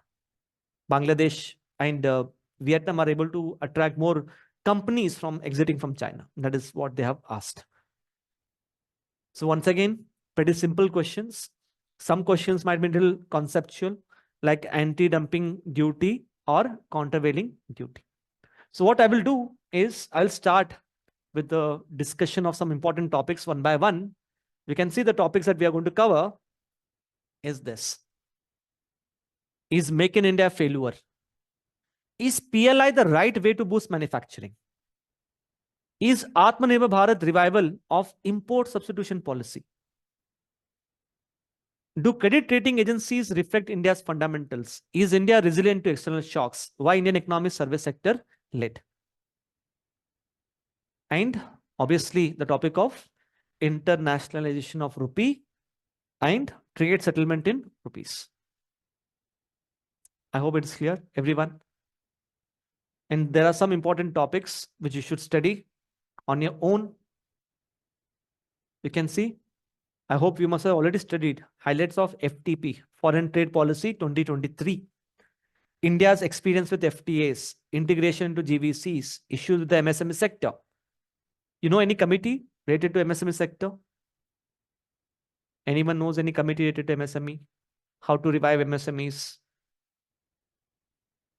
There's a committee called as UK Sinha Committee. Yes, Ganesh. UK Sinha Committee. Please read about this committee. It is in the mains campus. Okay. Decoupling Indian economy from Chinese economy. That is what we have been trying to do, but we have not been very successful there. So to what extent we can decouple ourselves from the Chinese economy? Then why SEZs in India have failed and what should be done? We have borrowed the concept of SEZ, special economic zones, from where? China. Chinese SEZs have been very successful, whereas Indian SEZs have not been that successful. Why SEZs in India have failed? That is something which you have to study. It is there in the mains campus. I hope it's clear, everyone. So let's start with the first one. That is Make in India a failure? What is your opinion on this? Do you think Make in India is a failure? All of you, please take your time and think. I hope everyone knows some basic stats about manufacturing sector, right? Manufacturing sector contributes 16 to 17% to India's GDP. It contributes almost 12% to our employment. But the problem is its share in terms of GDP as well as employment has remained stagnant in last 25 years, since 1991. It is behind that particular backdrop we have launched Make in India. But do you think it has been a failure? क्या लगता है? Soumya, Rishabh, what do you think?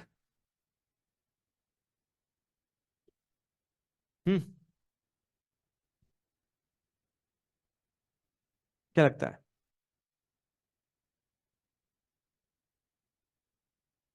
Anyone?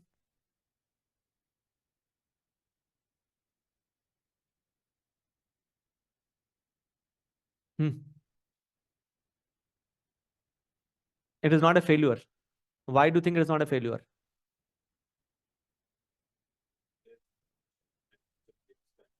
Good. Which all commodities do you think India has been able to manufacture under Make in India? What are the some achievements of India under Make in India?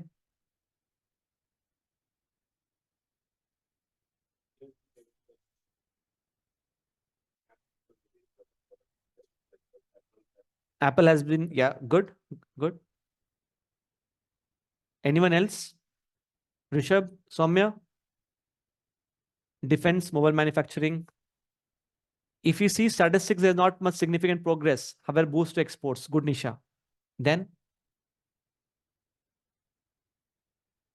Okay, let me tell you here. This is something which you must understand how to answer this.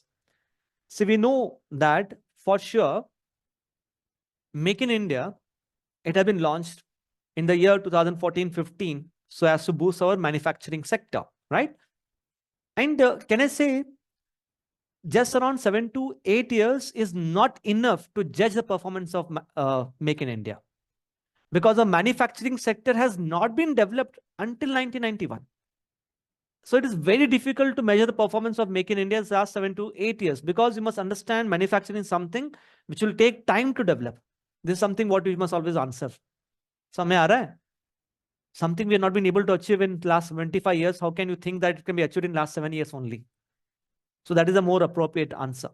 But at the same time, there are some achievements of Make in India which you should know. What achievements?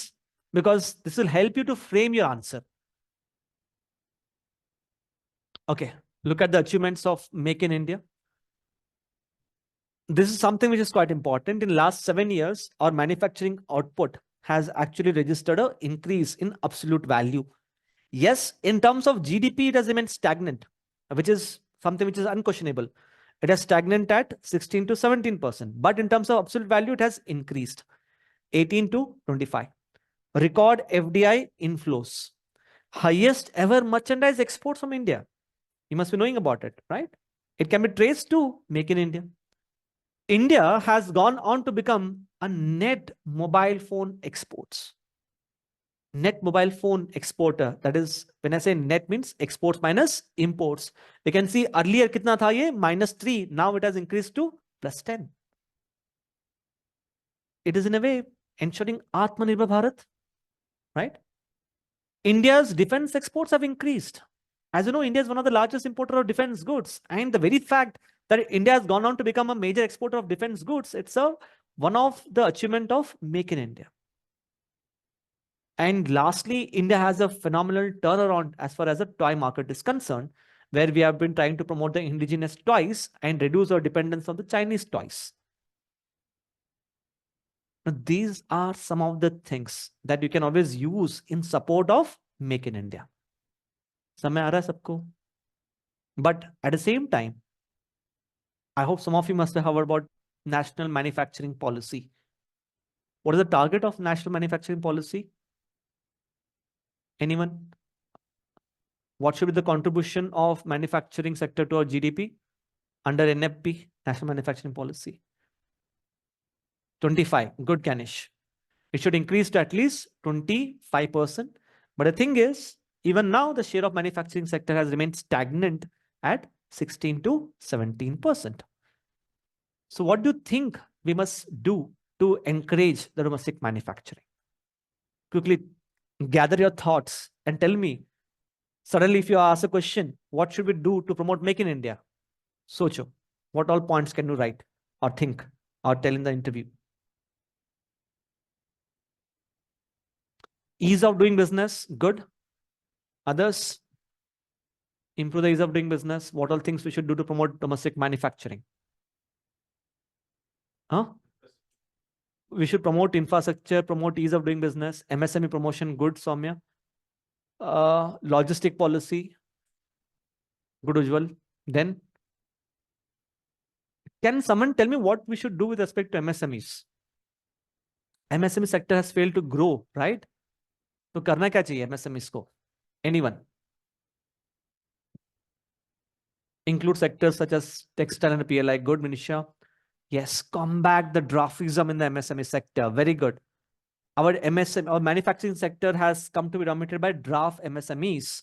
So we must stop giving incentives to older MSMEs. We must start giving incentives to only to newer MSMEs. It's like promote infant firms rather than draft firms. So when we're giving incentives to MSMEs, the incentives should be limited only for first 5 to 7 years only. Sunset clause लगा देना चाहिए, है ना? Getting this? Okay, here, what I've done is to make your understanding easier. Think of it. सबसे पहले, you should always use these kind of words in the interview. Look at the word, what I've used, factor market reforms. What is factor market? The factors of production. So factors of production में reforms लेके आना चाहिए. For example, can I say labor? With respect to labor, what is the important reform which the government has brought about? Labor codes. Labor codes implementation has to be expedited. We should bring about reforms with respect to land acquisition. Reforms with respect to capital. Can anyone tell me what kind of capital market reforms we should bring in to encourage manufacturing? Capital market reforms. Think. don't you think it's very difficult for the industries to have access to capital? So how can we ease the access to capital for the industries?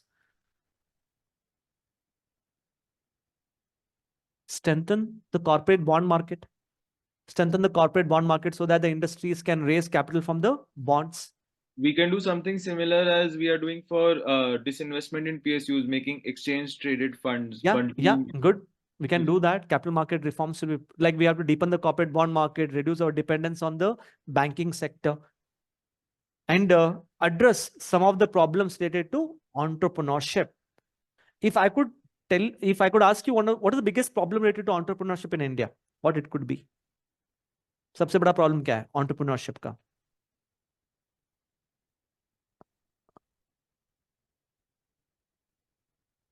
It is not regulated.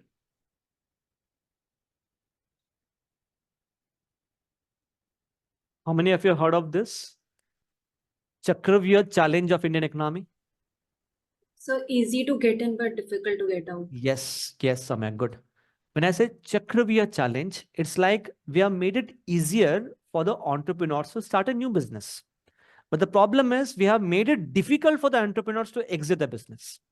It's like, Mahabharat Abhimanyu. Abhimanyu had the knowledge of entering into battlefield, but he did not have the knowledge of exiting. Our entrepreneurs are like modern day Abhimanyus. So we have to do the corporate insolvency process. Yes, that expediency that CIRP has to be expedited. It's one of the biggest factor market reform as far as entrepreneurship is concerned.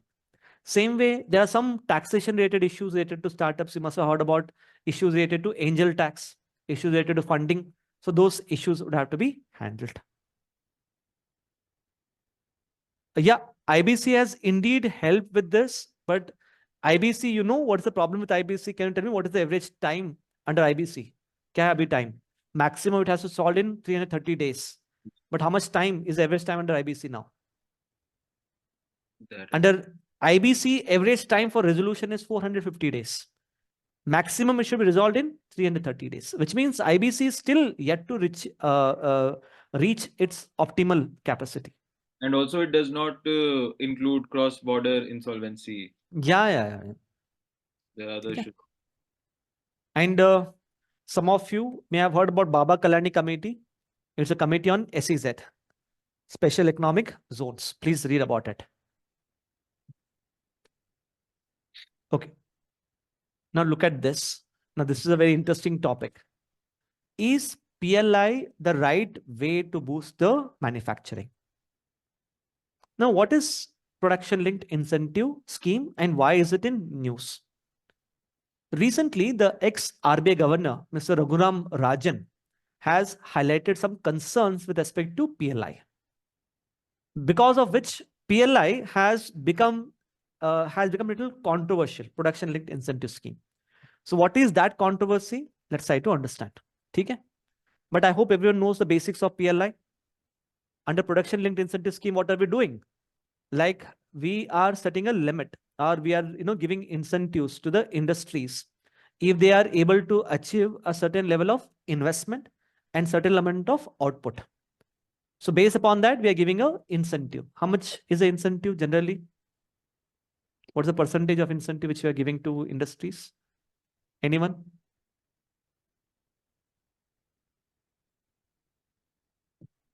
It normally ranges from 4 to 6%. 4 to 6% of output. Okay. And that incentive is provided only when industry is able to cross the threshold which is set for investment and set for sales ka turnover. Like we'll set a limit. You should sell at least 100 crore worth products. And you should make investment of at least 300 crores. Only when you meet the parameters, you'll get the financial incentive. That is what is PLI. Okay. So let's see here. What is the strategy of PLI? You can just see. We are offering financial incentive for meeting investment and output targets. And at the same time, in some of the cases, specific cases, we are also increasing customs duty on certain products to encourage the manufacturing.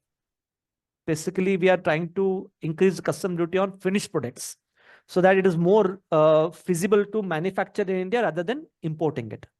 And then we are focusing on what is called as what? Assemble in India, where we are not focusing on deep manufacturing. We are just importing the critical components, assemble it, and then sell it. And this is typically true of what? Mobile phones. I hope it is clear. Okay. And now you can see how many sectors are covered under PLI, almost around 14 sectors. Now quickly take your time and tell me, what do you think are the problems with respect to PLI? What kind of concerns do you think are raised? And let me tell you, these are very interesting concerns raised by ex-RBI Governor, Mr. Raghuram Rajan.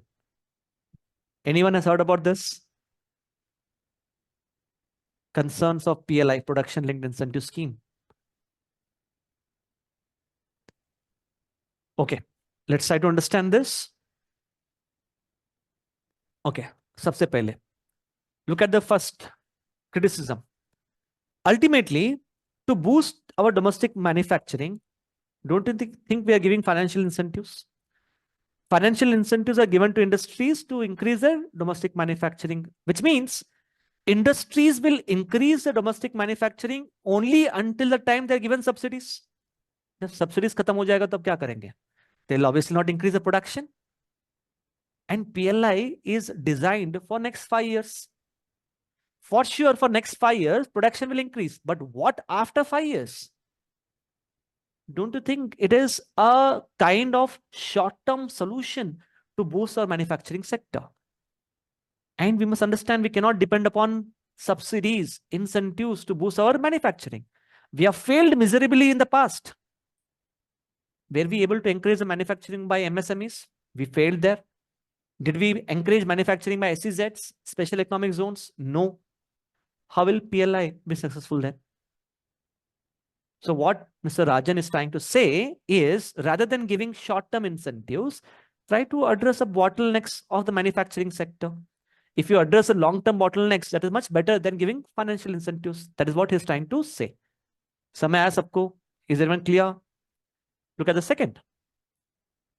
We are increasing the custom duty on certain finished products, which is, in a way, we are turning more inward-oriented. Don't you think it is a time where India should look outward rather than inward? It We will are giving more. affect our goal of integration with the global. Yes, that is what. It's like affecting our outlook. And it's like we are going back to pre-1991 era. Then you can see focus is more on assembly rather than actual manufacturing. It's like we are importing critical components, assemble, and then export it. It's like India is not becoming a manufacturer. India is becoming more of a assembler. This is not something that we want to. In fact, Mr. Rajan goes on to point out that the amount of value addition that we are doing in India on an average is just 4%. It's like saying, if we assemble a mobile phone whose value is equal to 100, how much have we actually contributed to this? 4 rupees. That's it. Because majority is contributed by who? By the developed countries. Then you must understand, for assembly, what are we doing? We're importing more. And what he goes on to say, in fact, interestingly, he says, all of us are claiming that exports bade hain. Yes, exports to bade hain. But look at the imports also. Imports bhi utne hi bade hain. So how it is good then? You're importing more to export more. Actually, karna kya chahiye? We should focus on deep manufacturing in India. And then this is a very interesting thing, which he says, subsidy paid to the industries may be higher than the value addition.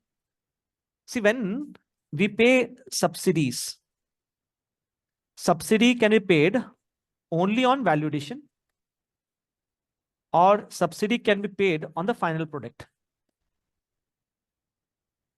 Value of the final product.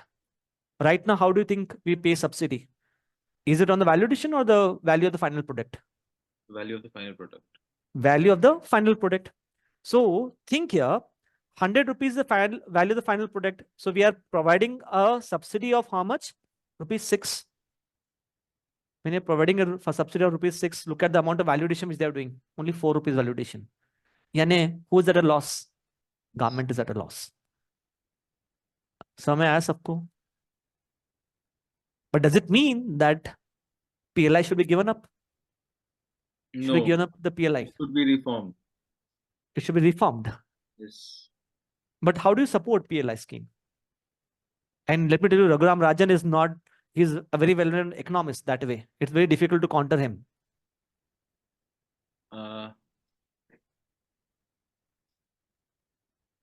Okay. It's very difficult to counter Raghuram Rajan, but let's see some of the points which you can always put forward, though not very convincingly. You can see empirical evidence of China. Look at the countries which have promoted manufacturing sector. Any country which has sought to promote manufacturing sector has always dependent upon subsidies and protectionist policies. We cannot become a global manufacturing hub without giving subsidies or without having protectionist policies. I think this is a need of the hour. When every country across the world is thinking inward, why should India look outward? We should also try to protect our own domestic industry. Then you can see we have been able to attract large manufacturers such as Foxconn. It is outcome-based and result-oriented because we are transferring money only when they are able to achieve some target with respect to investment as well as turnover. It has been able to boost the MSME sector because of backward and forward linkages. So it is in line with the government policy of Atma Nirbhar Bharat that way.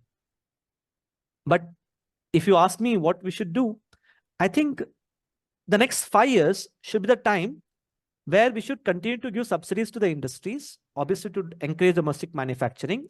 Apart from that, in these 5 years, we should think this 5 years as a limited window to address the problems that we're facing in the manufacturing sector. So that by the time the subsidy regime ends, we have addressed the structural bottlenecks also. And what kind of structural bottlenecks? We have discussed already. Factor market reforms. Factor market reforms and focus on coastal SEZs. All of those points you can highlight. So it's like by giving subsidies now for the next 5 years, we are biding time. We are taking some time to address It is like a moratorium period. We should treat it like a moratorium. Yes. And that is the only way I can counter Raghuram Rajan. Otherwise, it's very difficult to counter him. Did you get the point? Yes. Samay aaya sabko? Okay. Is Atmanirbhar Bharat a revival of import substitution policy? क्या है आपका answer? क्या लगता है? What do you think is common between import substitution and Atmanirbhar Bharat? You know, import substitution policy was adopted during Nehruvian era. And Atmanirbhar Bharat is adopted now. In what way do you think Atmanirbhar Bharat is different from import substitution policy? Anyone?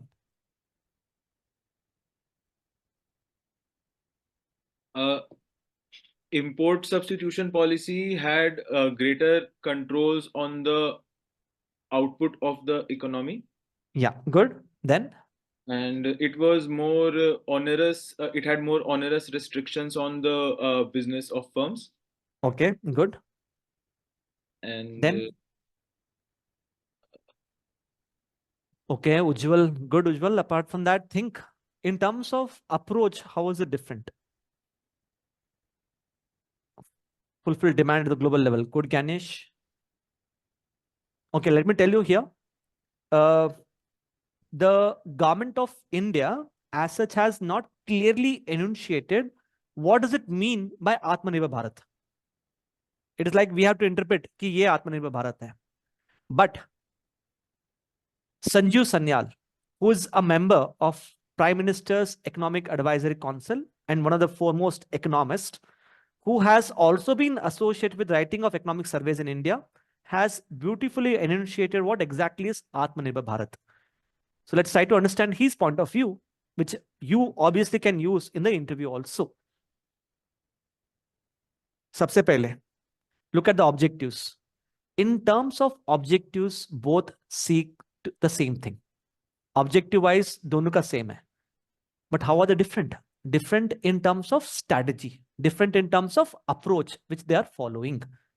Objective the same hai, but can I say we can have multiple ways? That is what we are doing. You can just see, all of you. That is more centralized and top-down, because that time it was implemented another era of planning commission. Abhi, it is more decentralized and bottom-up approach. In fact, he goes on to call this as what? Decentralized localism. What is decentralized localism? Where we are giving more powers at the local level. Think of something called as one district, one product. Districts as export hubs. Districts as exporters. Don't you think that is more decentralized localism? Hai na? Here, this is public sector led. This is private sector led. That is a major difference. It is focused on making economies self-sufficient. But Atmanirbhar Bharat is not just making economies self-sufficient, it is making economies resilient also. Resilient means capacity to withstand shocks, global shocks. In fact, he goes on to say that Atmanirbhar Bharat is not about just economy. It is about making individuals also as independent. Kaise? For example, we could have implemented UBI. I hope you know what is UBI. Universal Basic Income. But had we implemented UBI, can I say that individuals in India could have become more dependent on the government? That is why government decided not to go for UBI. Instead of UBI, what we decided to do is spend more on human capital formation. That is education, health, and so on. Samay aaya? That was more inward oriented and protectionist, and this is outward oriented approach, because we are focusing more on attracting FDI, integration into GVCs. But at the same time, there are some economists who claim that Atmanirbhar Bharat has little hints of protectionist policy. What kind of protectionist policy? Like increase in the customs duty on certain goods, because we want to promote our domestic manufacturing, which I think is a need of the hour, considering the present status of Indian economy. Like, don't you think we need to decouple ourselves from Chinese economy, considering the fact that the trade between India and China is heavily loaded in the favor of China? Yes. So may I ask everyone? Okay. Next is, look at this. Do India's sovereign credit rating reflect its fundamentals? Anyone knows the current context of this? Kisi ko pata hai Yes. current? Yes. So What is the current context? The chief economic advisor recently released a report wherein India criticized the methodology of credit rating done by Standard and Poor. Good, Rishabh. So recently, the chief economic advisor has published a collection of essays, and the collection of essays, some important topics have been covered by him. One of which is about the soaring credit rating agencies. And this has been appearing in the business-rated newspaper like Business Line, Business Standard, and so on. That is why it becomes important and could be asked in your interview. Samay sabko. Now, how do you think credit rating agencies give credit rating to a country such as India, or for that matter, any other country? What parameters are taken into consideration? Anyone? The CEA's biggest contention was that it uses very subjective parameters. Subjective. What kind of subjective? Like rule of law. Yeah. So we can see here, there are, when we give credit rating, we take into account two things: ability to pay, and other one is willingness to pay. Look at this: ability to pay and willingness to pay. Ability to pay is based upon some objective parameters, something which is visible, something which can be measured. GDP size, external debt, size of forex reserves, inflation, and so on. Willingness to pay is very subjective. It is based upon some things like rule of law, political stability, extent of corruption, ease of doing business, protection offered to investors. And the chief economic advisor has gone on to highlight that this concept, willingness to pay, it is considered to be very, very subjective. How do you measure rule of law? How do you measure the political stability? In fact, some of these parameters which are taken into consideration go against the interests of developing countries, because they are mostly oriented towards what? Market. Now, for example, Fitch says that it gives less rating to India because the Indian banking sector is dominated by public sector bank. Don't you think it is very unfair? Banking sector in a country like India should be dominated by public sector bank because government gets more control over the banking sector. That way, I can argue that way. Something what is right for US sake is need not be right for for India also. समझ आया सबको? So that is why you must see in last 15 years, India's credit rating has continued to remain same at BBB minus last 15 years. And can I say last 15 years, India's GDP size has increased by leaps and bounds? In spite of that, credit rating to same hi hai hamara, which is very unfair. But why do you think we are so much involved or we must so much concerned about credit rating? Does it really matter?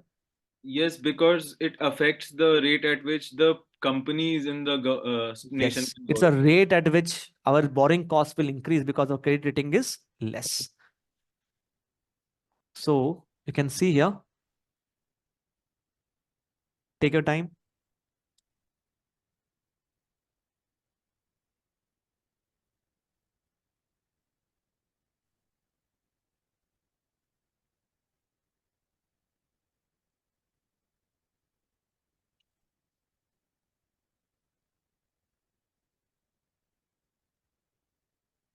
I hope this part is clear, everyone.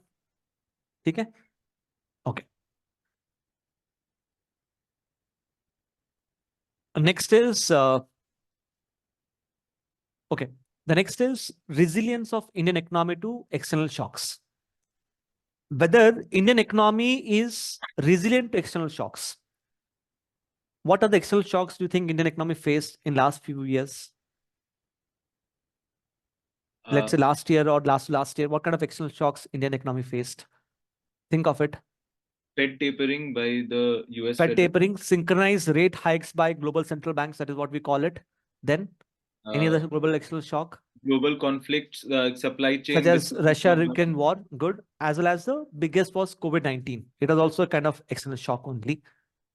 How do you think these external shocks affected the Indian economy? In what way?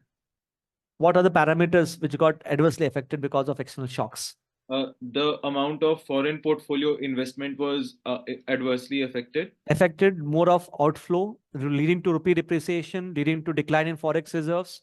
And what do you think happened to the bond yields of the government? The bond government yields securities. They decreased.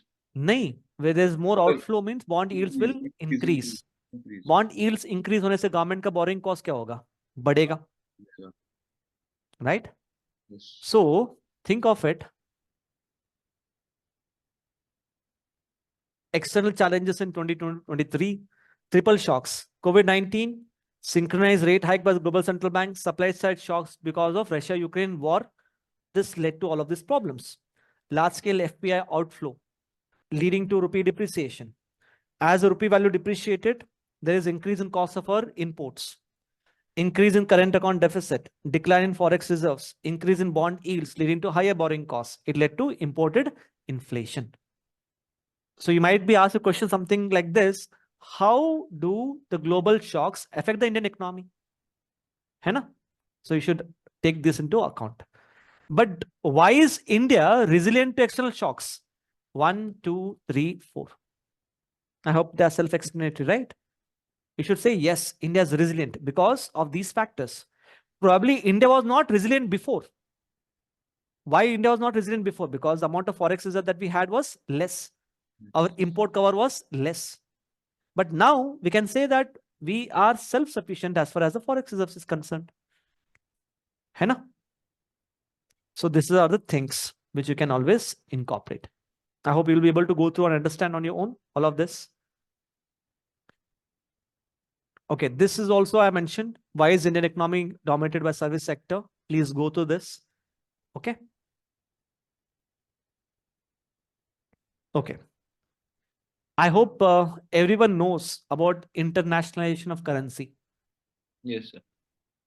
What kind of questions can be asked with respect to internationalization of currency? Anyone think? क्या question आ सकता है? Internationalization of currency or internationalization of rupee. What is de-dollarization?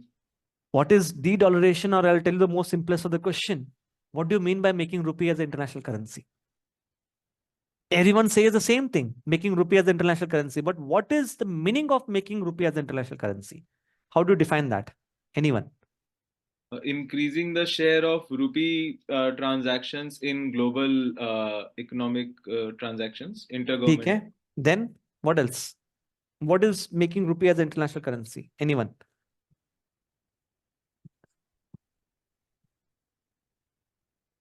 Yes. Okay, good. Nisha says making rupee as a medium of exchange, making rupee as a store of value. You know, money has three characteristics. What are the three characteristics of money? Money is a medium of exchange. Money is a unit of account. Money is a store of value. In case of India, all of these three characteristics is fulfilled by rupee. But at a global level, what do you think is a medium of exchange? Dollar. What do you think is a store of value?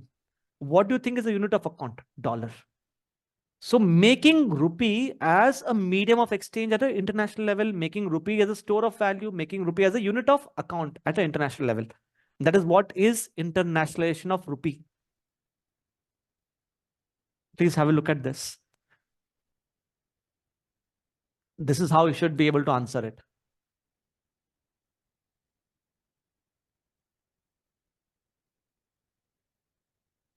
I hope you should be able to go through this, all of you. Okay, let me ask you some technical questions about internationalization of rupee. Have you heard of what is called as impossible trinity? Is it the Mendel-Fleming dilemma? Maintaining currency stability, maintaining high forex reserves, and Yeah. one other thing was there. Okay, in case if you don't know about impossible trinity, please read about impossible trinity. That is one thing. Apart from that, do you know what is called as Triffin's dilemma? Triffin's dilemma. Okay. I have incorporated everything in the PPT.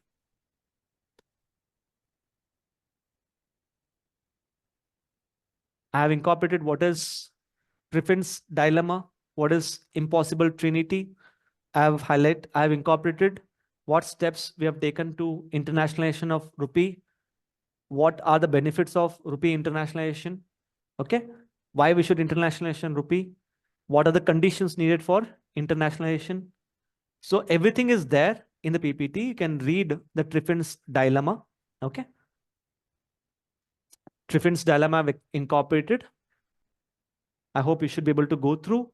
Impossible trinity also I've incorporated. Please read about it. Okay. Apart from that, there is another topic, that is trade settlement in rupees. With respect to trade settlement in rupees, please read about nostro account and vostro account. With respect to nostro and vostro account, I have incorporated here. You can just go through this.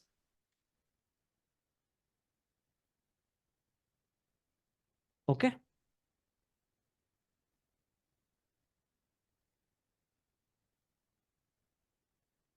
Getting this point? Okay. Okay. Growth and development. Let me just take up 2 to 3 topics. Growth and development. What kind of questions may be asked?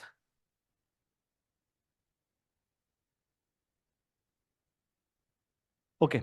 Please have a look at the questions asked in previous year interview. Challenges of $5 trillion economy. Then why poverty persists in India? What steps will you suggest? Poverty. What is the difference between growth and development? I hope this is something which everyone knows. Rishabh, kya hai difference? Growth is merely looking at growth in GDP, whereas development is also looking at human development. Human development. So growth is, in a way, we are focusing only on quantity. Development is quantity plus quality. Difference, meaning of cross subsidization. I hope everyone knows cross subsidization ka meaning. Chinese model versus India's model, demography dividend, NPS versus OPS, new pension scheme and old pension scheme.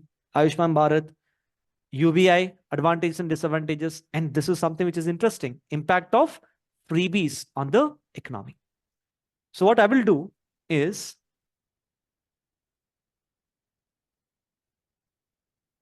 I'll focus on these topics. Look at the first topic. Can India become developed country by 2047? You must be knowing that Prime Minister Narendra Modi has kept a vision of making India as a Viksit Bharat, developed economy by 2047. Can India become a developed country by 2047? And look at this interesting.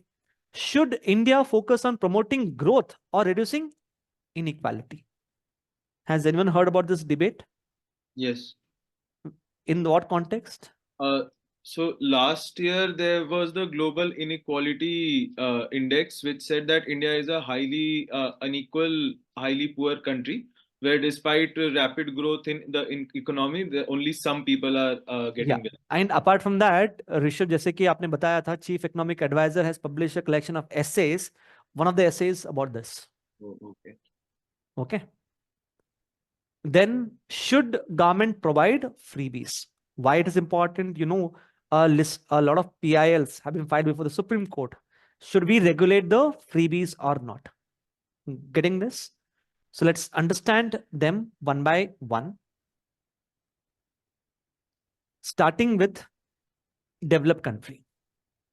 सबसे पहले, what is meaning of developed country by 2047? Do we have any objective criteria? What do you mean by developed country? Increase in per capita GDP to okay. As such, you know, government has not said anything with respect to what do you mean by developed country. But broadly, what is the government trying to say? Developed country means there should be increase in standard of living accompanied by increased human capital formation. But if you see it on an objective basis, you can look at the definition as given by World Bank. And this is what the RBI has done actually. So RBI's working group has submitted a report on this. It has looked at the World Bank classification of countries. So you can see countries are categorized into 1, 2, 3, 4. India, with a per capita income of $2,300, is right now which country? Lower middle income country. India's per capita income should increase to $21,000 by 2047. Because this data, right, it gets updated every year. So you can see this is the latest, July 1st, 2023 for the year financial year 2024. It means in 2047, this value, which is right now 13,000 USD, will increase to how much? 21. And to attain that status, according to RBI, India's real GDP should grow by 7.6% per annum for the next 25 years. Do you understand what is the meaning of developed country now? 7.6% per annum for next 25 years, which obviously is very challenging. Now, if I could ask you, what are the biggest challenge before India in becoming a Viksit Bharat or developed economy? What do you think is the biggest challenge?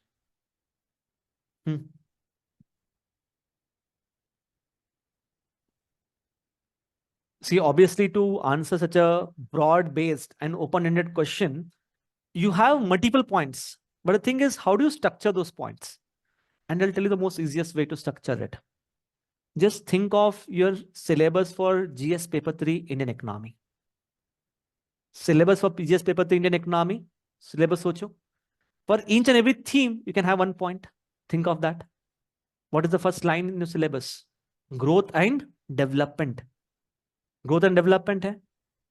Then what are the other themes? Agriculture, industrial policy, LPG, infrastructure, inclusive growth. वहां पे points आ गए ना आपके 5 to 6 points. Inclusive growth से 2-3 points. What can be those 2 to 3 points? Poor educational outcomes, poor health outcomes, poor skilling of the people, right?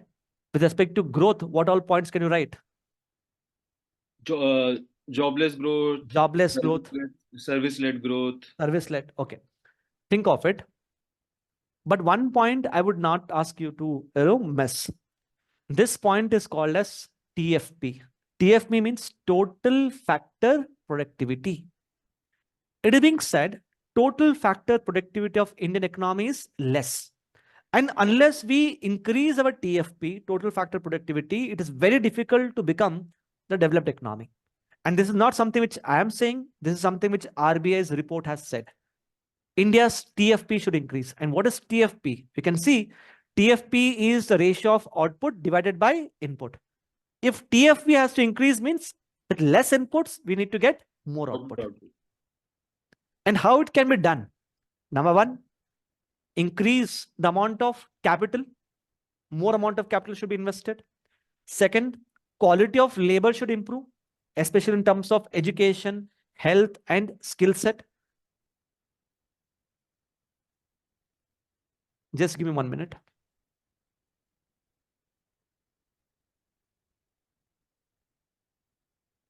Technological developments, right? And then input cost should also reduce, like logistic cost should reduce. Think of factors of production. That's it. That is how you will be able to get the right way to answer it. समय है सबको? TFP याद रखना है. The word TFP, total factor productivity. And to make your job easier, I've just incorporated everything. Just go to this. It's just your syllabus. From each and every syllabus line, I have just picked up one bullet point and I have just shown it to you. You can see low income levels for farmers, financing, draft firms, protectionism, employment elasticity, infrastructure, low human capital formation, demographic transition.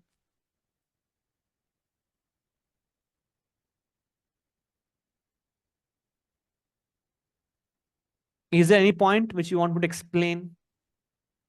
Can you just check that female LFPR, how much low it is? 27%. And can you tell me what is male LFPR in India? Male labor force participation rate कितना है? Anyone?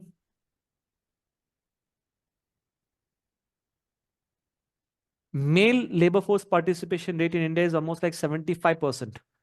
Can you see the discrepancy, the divergence between female and male LFPR?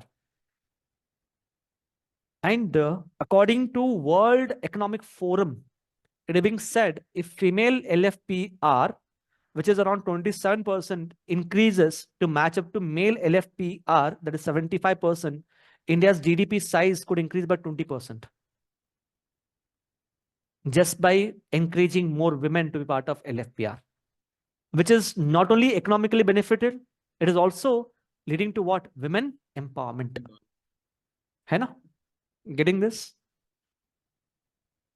And I hope everyone knows silver economy. सबको पता है silver economy क्या है?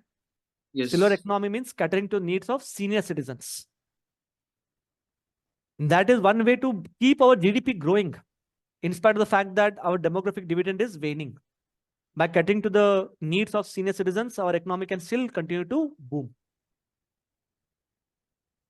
Clear with this, everyone? Okay. Look at this. Should India focus on promoting growth or reducing inequality? It is being said, India cannot focus on both the things together. India cannot focus on growth and reducing inequality together. Only one objective we can pursue at the same time. How? Think of it. If we focus on promotion of growth, GDP, there will obviously be increase in production of goods and services, which means there will be concentration of income in the hands of richer class. GDP to badega, for sure. But this increase in GDP is accompanied by increase in income inequality. I hope this is clear. This side, Marx's critique of capitalism. Yeah, Marxist critic. This side, let's say we don't focus on increasing our GDP. We focus more upon reducing income inequality. And can I say to reduce income inequality, we have to focus more upon redistribution of income. We have to focus more on redistribution policies By imposing higher taxes on rich people. But if you impose higher tax on the rich people, it's like saying you are giving less incentives for the richer people to accumulate wealth or to innovate. There will be In a way, repressed this growth. could lead to decrease in GDP growth rate. Repressed growth, like the Yes, we are repressing the growth for sake of reducing income inequality. So there's a trade-off. We cannot pursue both the things together. If you focus on promotion of growth, income inequality badega hi badega. If you focus on reducing income inequality, what will happen? GDP growth rate will reduce. So what should be India's priority? GDP or income inequality? That is what is a debatable thing. I hope it's clear. For that, let me just tell you about US. If you see, US GDP size is $26 trillion. GDP size. Number of poor people in US is 38 million people, which is like 12%. But the thing here is the inequality in US as measured by Gini coefficient. I hope some of you might have heard about this Gini coefficient. This income inequality in US is 0.40. It's like saying what has happened in US. It has increased its GDP size. By increasing its GDP size, it has been able to pull out a lot of people out of absolute poverty. But as it has pulled out more and more people out of absolute poverty, poverty has increased. Income inequality has increased. It means if I say for US के लिए क्या priority होना चाहिए? For a country such as US, the priority should be reducing the income inequality. Why not GDP then? Because US GDP is already very large. You must understand. US GDP is very large. And even if it wants to increase in GDP size, there's less potential for the growth of US economy because it has already reached its highest level, saturation. So GDP size in US is already large. Potential for GDP growth is smaller. So if you see US GDP growth, kitna hai? 1 to 2%. Less number of poor people because it has already pulled out people out of poverty. So ultimately, higher inequality in US is leading to poor socioeconomic outcomes there. है ना? तो US के लिए priority क्या होना चाहिए? Income inequality, not GDP. Because if you want to increase GDP, उसके पास option है ही नहीं. Now, think of India. Can I say in the case of India, the situation is exactly the opposite? Yes. कैसे opposite है? Think of it. Look at a circle. We have a smaller GDP size. We have much more number of poor people. So think of it, which is more, I would say, because if we have a larger amount of money in the future, then we can redistribute it later on. But if we focus on reducing inequality at the cost of repressing growth, then even after a few years, we will not have enough money to redistribute wealth. Exactly. It's like saying we should focus on increasing the size of pie. The size of pie should itself become so big that we'll not worry about the redistribution right now. So here, if you see our GDP size is $3.7 trillion and we have large number of poor people. So can I say it's like going against our welfare objective? What should be our welfare objective? Our welfare objective is poor people should be able to afford the basic needs like education, health, clothing, shelter. Income inequality is something which will always exist in a country. Because you must understand a country can never be perfectly equal. Understand that. Income inequality to hamesha rahega. It's like a objective which will stay in your mind all the time, but will always be difficult to achieve. But what is something which can always be achieved? A reduction of absolute poverty, pulling out the people from absolute poverty. So here, for a country such as India, the focus should be on GDP and not income inequality because the size of GDP is still small. Potential for GDP growth is bigger. Higher GDP will lead to increase in per capita income. So we'll be able to pull out a large number of people out of poverty. And ultimately, what we can do once the size of the pie, that is GDP, becomes much bigger, then we can concentrate on income inequality. Samaya sabko? Is everyone clear with this? That is what you can always take a stand on this. And in fact, this is not my stand. This is the stand given by the chief economic advisor. India's chief economic advisor. So obviously, his opinion does matter. Samay aaya sabko? Everyone? Okay. Now the last topic of the day, I know I have extended the time. I hope it's okay with everyone. The last topic is,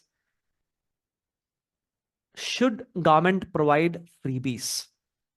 This is the last topic. Now, सबसे पहले, think of, should government provide freebies? Don't you think we need to define what is freebies? So in the interview, they might ask you, how do you think freebies are different from welfare goods? Anyone can tell me? How are freebies different from welfare goods?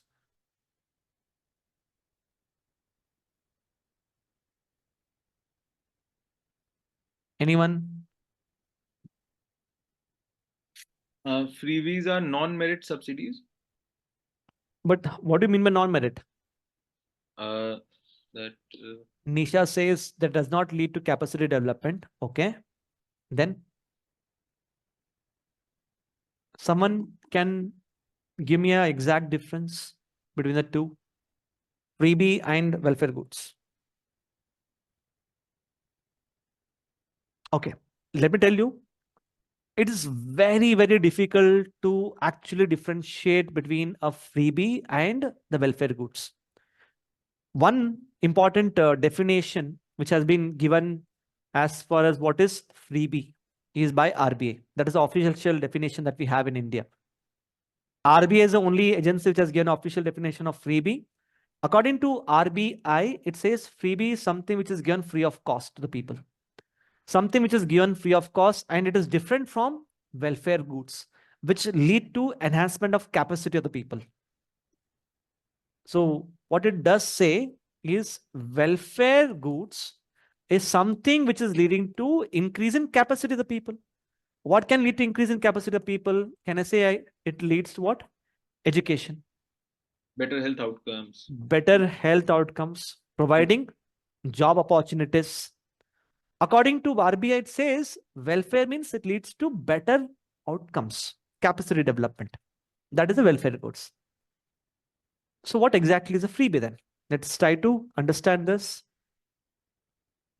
You can see, I just try to put in my best as far as to make you understand the thin line of difference between freebie and welfare goods. Freebies and welfare goods both are provided as free of cost. But the thing is, freebies are announced as part of electoral promise, election promise. Getting this point? Welfare goods, yes, they are part of constitutional obligations in the form of directive principles of state policy, DPSPs. Provided to all, irrespective of the paying capacity, but targeted towards the poor and weaker sections. This is distortionary. This is not distortionary. Example, free electricity, free water, free bus travel, farm loan waivers, monthly stipend for women and unemployed. This is something which can be considered as freebie. And it is different from education, health, food, employment, and so on. But let me tell you, even though I've tried my best to differentiate between the two, it's very difficult to differentiate between a freebie and a welfare goods. For example, if I could ask you, if you provide for free bicycles to the girl child, free bicycles to the girl child, would it be considered as a freebie or a welfare goods? Can I say it can be a welfare goods also, because if you provide a free bicycle, it will encourage the girl child to attend the secondary schools. It is leading to outcome also. But it can be a freebie also because it is provided free of cost to everyone. Same way, ye dekho, free bus travel. I have put it as a freebie. But this free bus travel can be a welfare also. Especially in India where, transportation is considered to be unsafe for women. If you provide for free public transportation for women, it might lead to women empowerment also. So how can I say that free transportation for bus travel is just a freebie, not a welfare goods? I hope you are getting this point. Same way, monthly stipend for women, homemakers. Why is it a freebie? It can be welfare goods because right now women contribute for the economic growth and development. But are they compensated for the housework which they are doing? No. So it can be considered as a welfare goods also. So it's very difficult to distinguish. So if the interviewer is cross questioning you like this, तो आप क्या बोलोगे तब? What will be response? Anyone? It can be counted as either a freebie or a welfare good. It depends on the perspective and the intention of bringing the policy. Yes, I think it's more important. I think you should look at the intention and why it was introduced. And let me tell you, this is something which is still before the Supreme Court.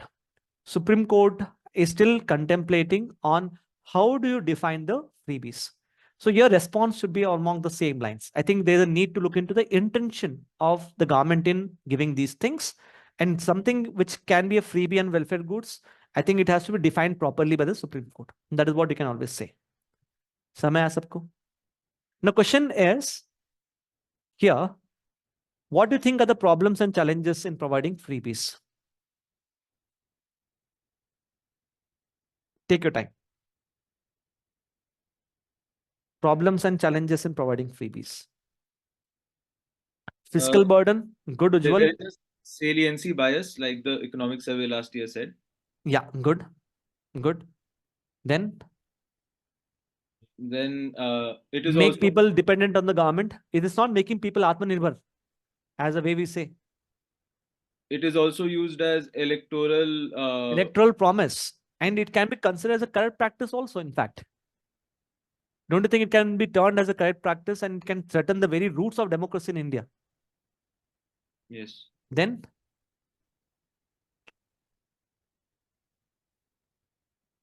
please have a look at this.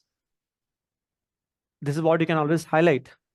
It is regressive as they are provided to all, irrespective of socio-economic status. For example, free electricity is given to all the households, whether they are able to pay it or not. People like you and me, why should we pay? Why should we be given the electricity subsidy? Right? It should be targeted. It should be targeted for poor people, vulnerable sections. Create distortions in the market. I hope it is self-explanatory. है ना? Then promise of freebies as part of election manifesto amounts to corrupt practice and thus threaten the democracy. But this is something which Supreme Court is yet to decide on it. In fact, I remember in a very famous case in Tamil Nadu, there was a PIL filed that parties are giving free TVs to the people as part of electoral promise. And you know what Supreme Court said? Anyone? It is allowed.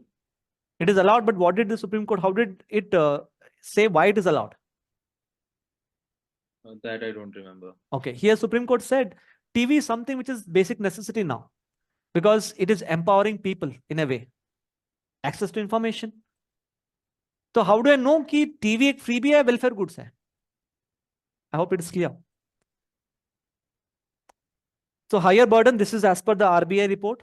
And you can see here with respect to RBI report, the debt of Punjab government because of freebies, कितना हुआ है? 48% of its gross state domestic product, GSDP, Punjab. And you can see how much is the fiscal burden. It is almost 0.1 to 2.7%. Less money available for development projects. You must be knowing after the recent Karnataka elections, the Karnataka government said that we have announced so much of freebies that we do not have money for development projects in India. It is a statement made by Deputy Chief Minister of Karnataka himself.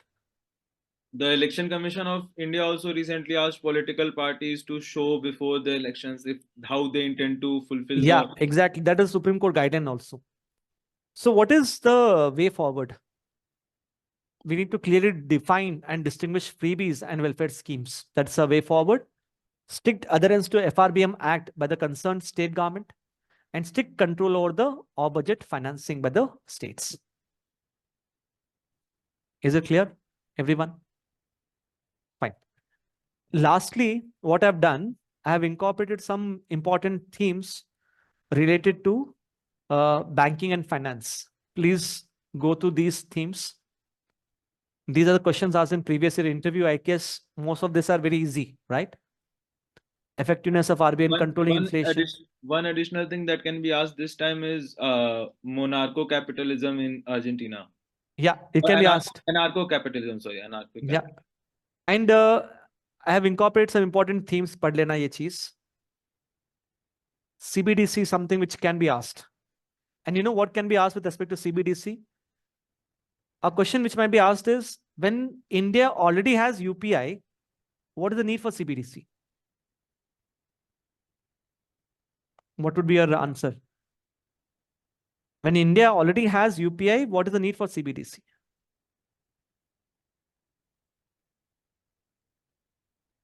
Anyone? How will you give argument in favor of CBDC? Dono ultimately are electronic payments only, na? So why do we need CBDC when we have UPI? In what way UPI and CBDC is different? Anyone? Okay, good. Someone has mentioned that we cannot be left behind in terms of innovation. Good, Nisha. Reduce storage cost. Good. What else? What's the most important difference between CBDC and UPI? Some people or some economists say, what is the need to introduce CBDC when we already have UPI? And in fact, they claim that CBDC can end up cannibalizing UPI. You know what is the meaning of cannibalizing? Cannibalizing means eat into share of UPI. So UPI is something which is successful in India. So let's focus on UPI. Why focus on CBDC? That's what they say. So how will you counter them?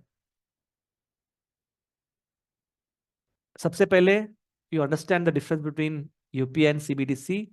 UPI is a payment system. UPI is a payment system. CBDC is not a payment system. CBDC is money. Can money and payment system be in conflict with each other? Cannot. And you must be knowing, recently we have introduced interoperability between CBDC and UPI. I hope you must have heard of this. Where CBDC and UPI, they are not competitors. What are they? They are complementary to each other. It means like if you want to make payment, I can make payment of CBDC by using what? UPI. Samay aa raha hai sabko? You're getting this point? Because ultimately you must understand CBDC is an electronic money and UPI is a payment system. Apart from that, what is the other difference? Anyone else? The most important difference in UPI, what you need is a interbank settlement. What is interbank settlement? I have an account in ICICI Bank, you have an account in SDFC. I transfer money through UPI. At a front end, my account will get debited, your account will get credited at a front end. But back end, there's actual transfer of money from one bank to another. Settlement, that is what we call it. That settlement takes place in UPI. But can I say that settlement will not take place in CBDC? Because CBDC involves transfer of money from one particular wallet to another wallet. Clear with this? Okay. So please read about some aspects of CBDC. For example, will CBDC be a competitor to UPI or will they complement each other? To what extent people will shift to CBDC? Particularly when if you keep money in CBDC, you don't earn any interest. So why will people go for CBDC? This is something which might be asked. So please read about it. Okay? I hope we are clear. Okay. So in the last, I would say 3 hours, it's been a long session. So in the last 3 hours, I've tried to do justice to whatever is needed as far as your interview is concerned. And like I said, the focus was not on teaching you. The focus was on making you answer questions. If at all you get a question in the interview on these things. So whatever PPT which I've used here, this entire PPT, I'll share it with you. Do not worry. Okay. So you can just start going to the PPT. those of you who have not attended my mains revision classes, for those people who have attended my mains revision classes, it was more a repetition of what we have covered in the class. As far as others are concerned, please go to the mains campus. If you go to the mains campus, you'll get a comprehensive understanding about this. Just go through at least those topics which I have highlighted as important. That will be sufficient. Is it clear? Fine. And at the same time, if any of you have anything which you want to reach out to me, this is my mail ID.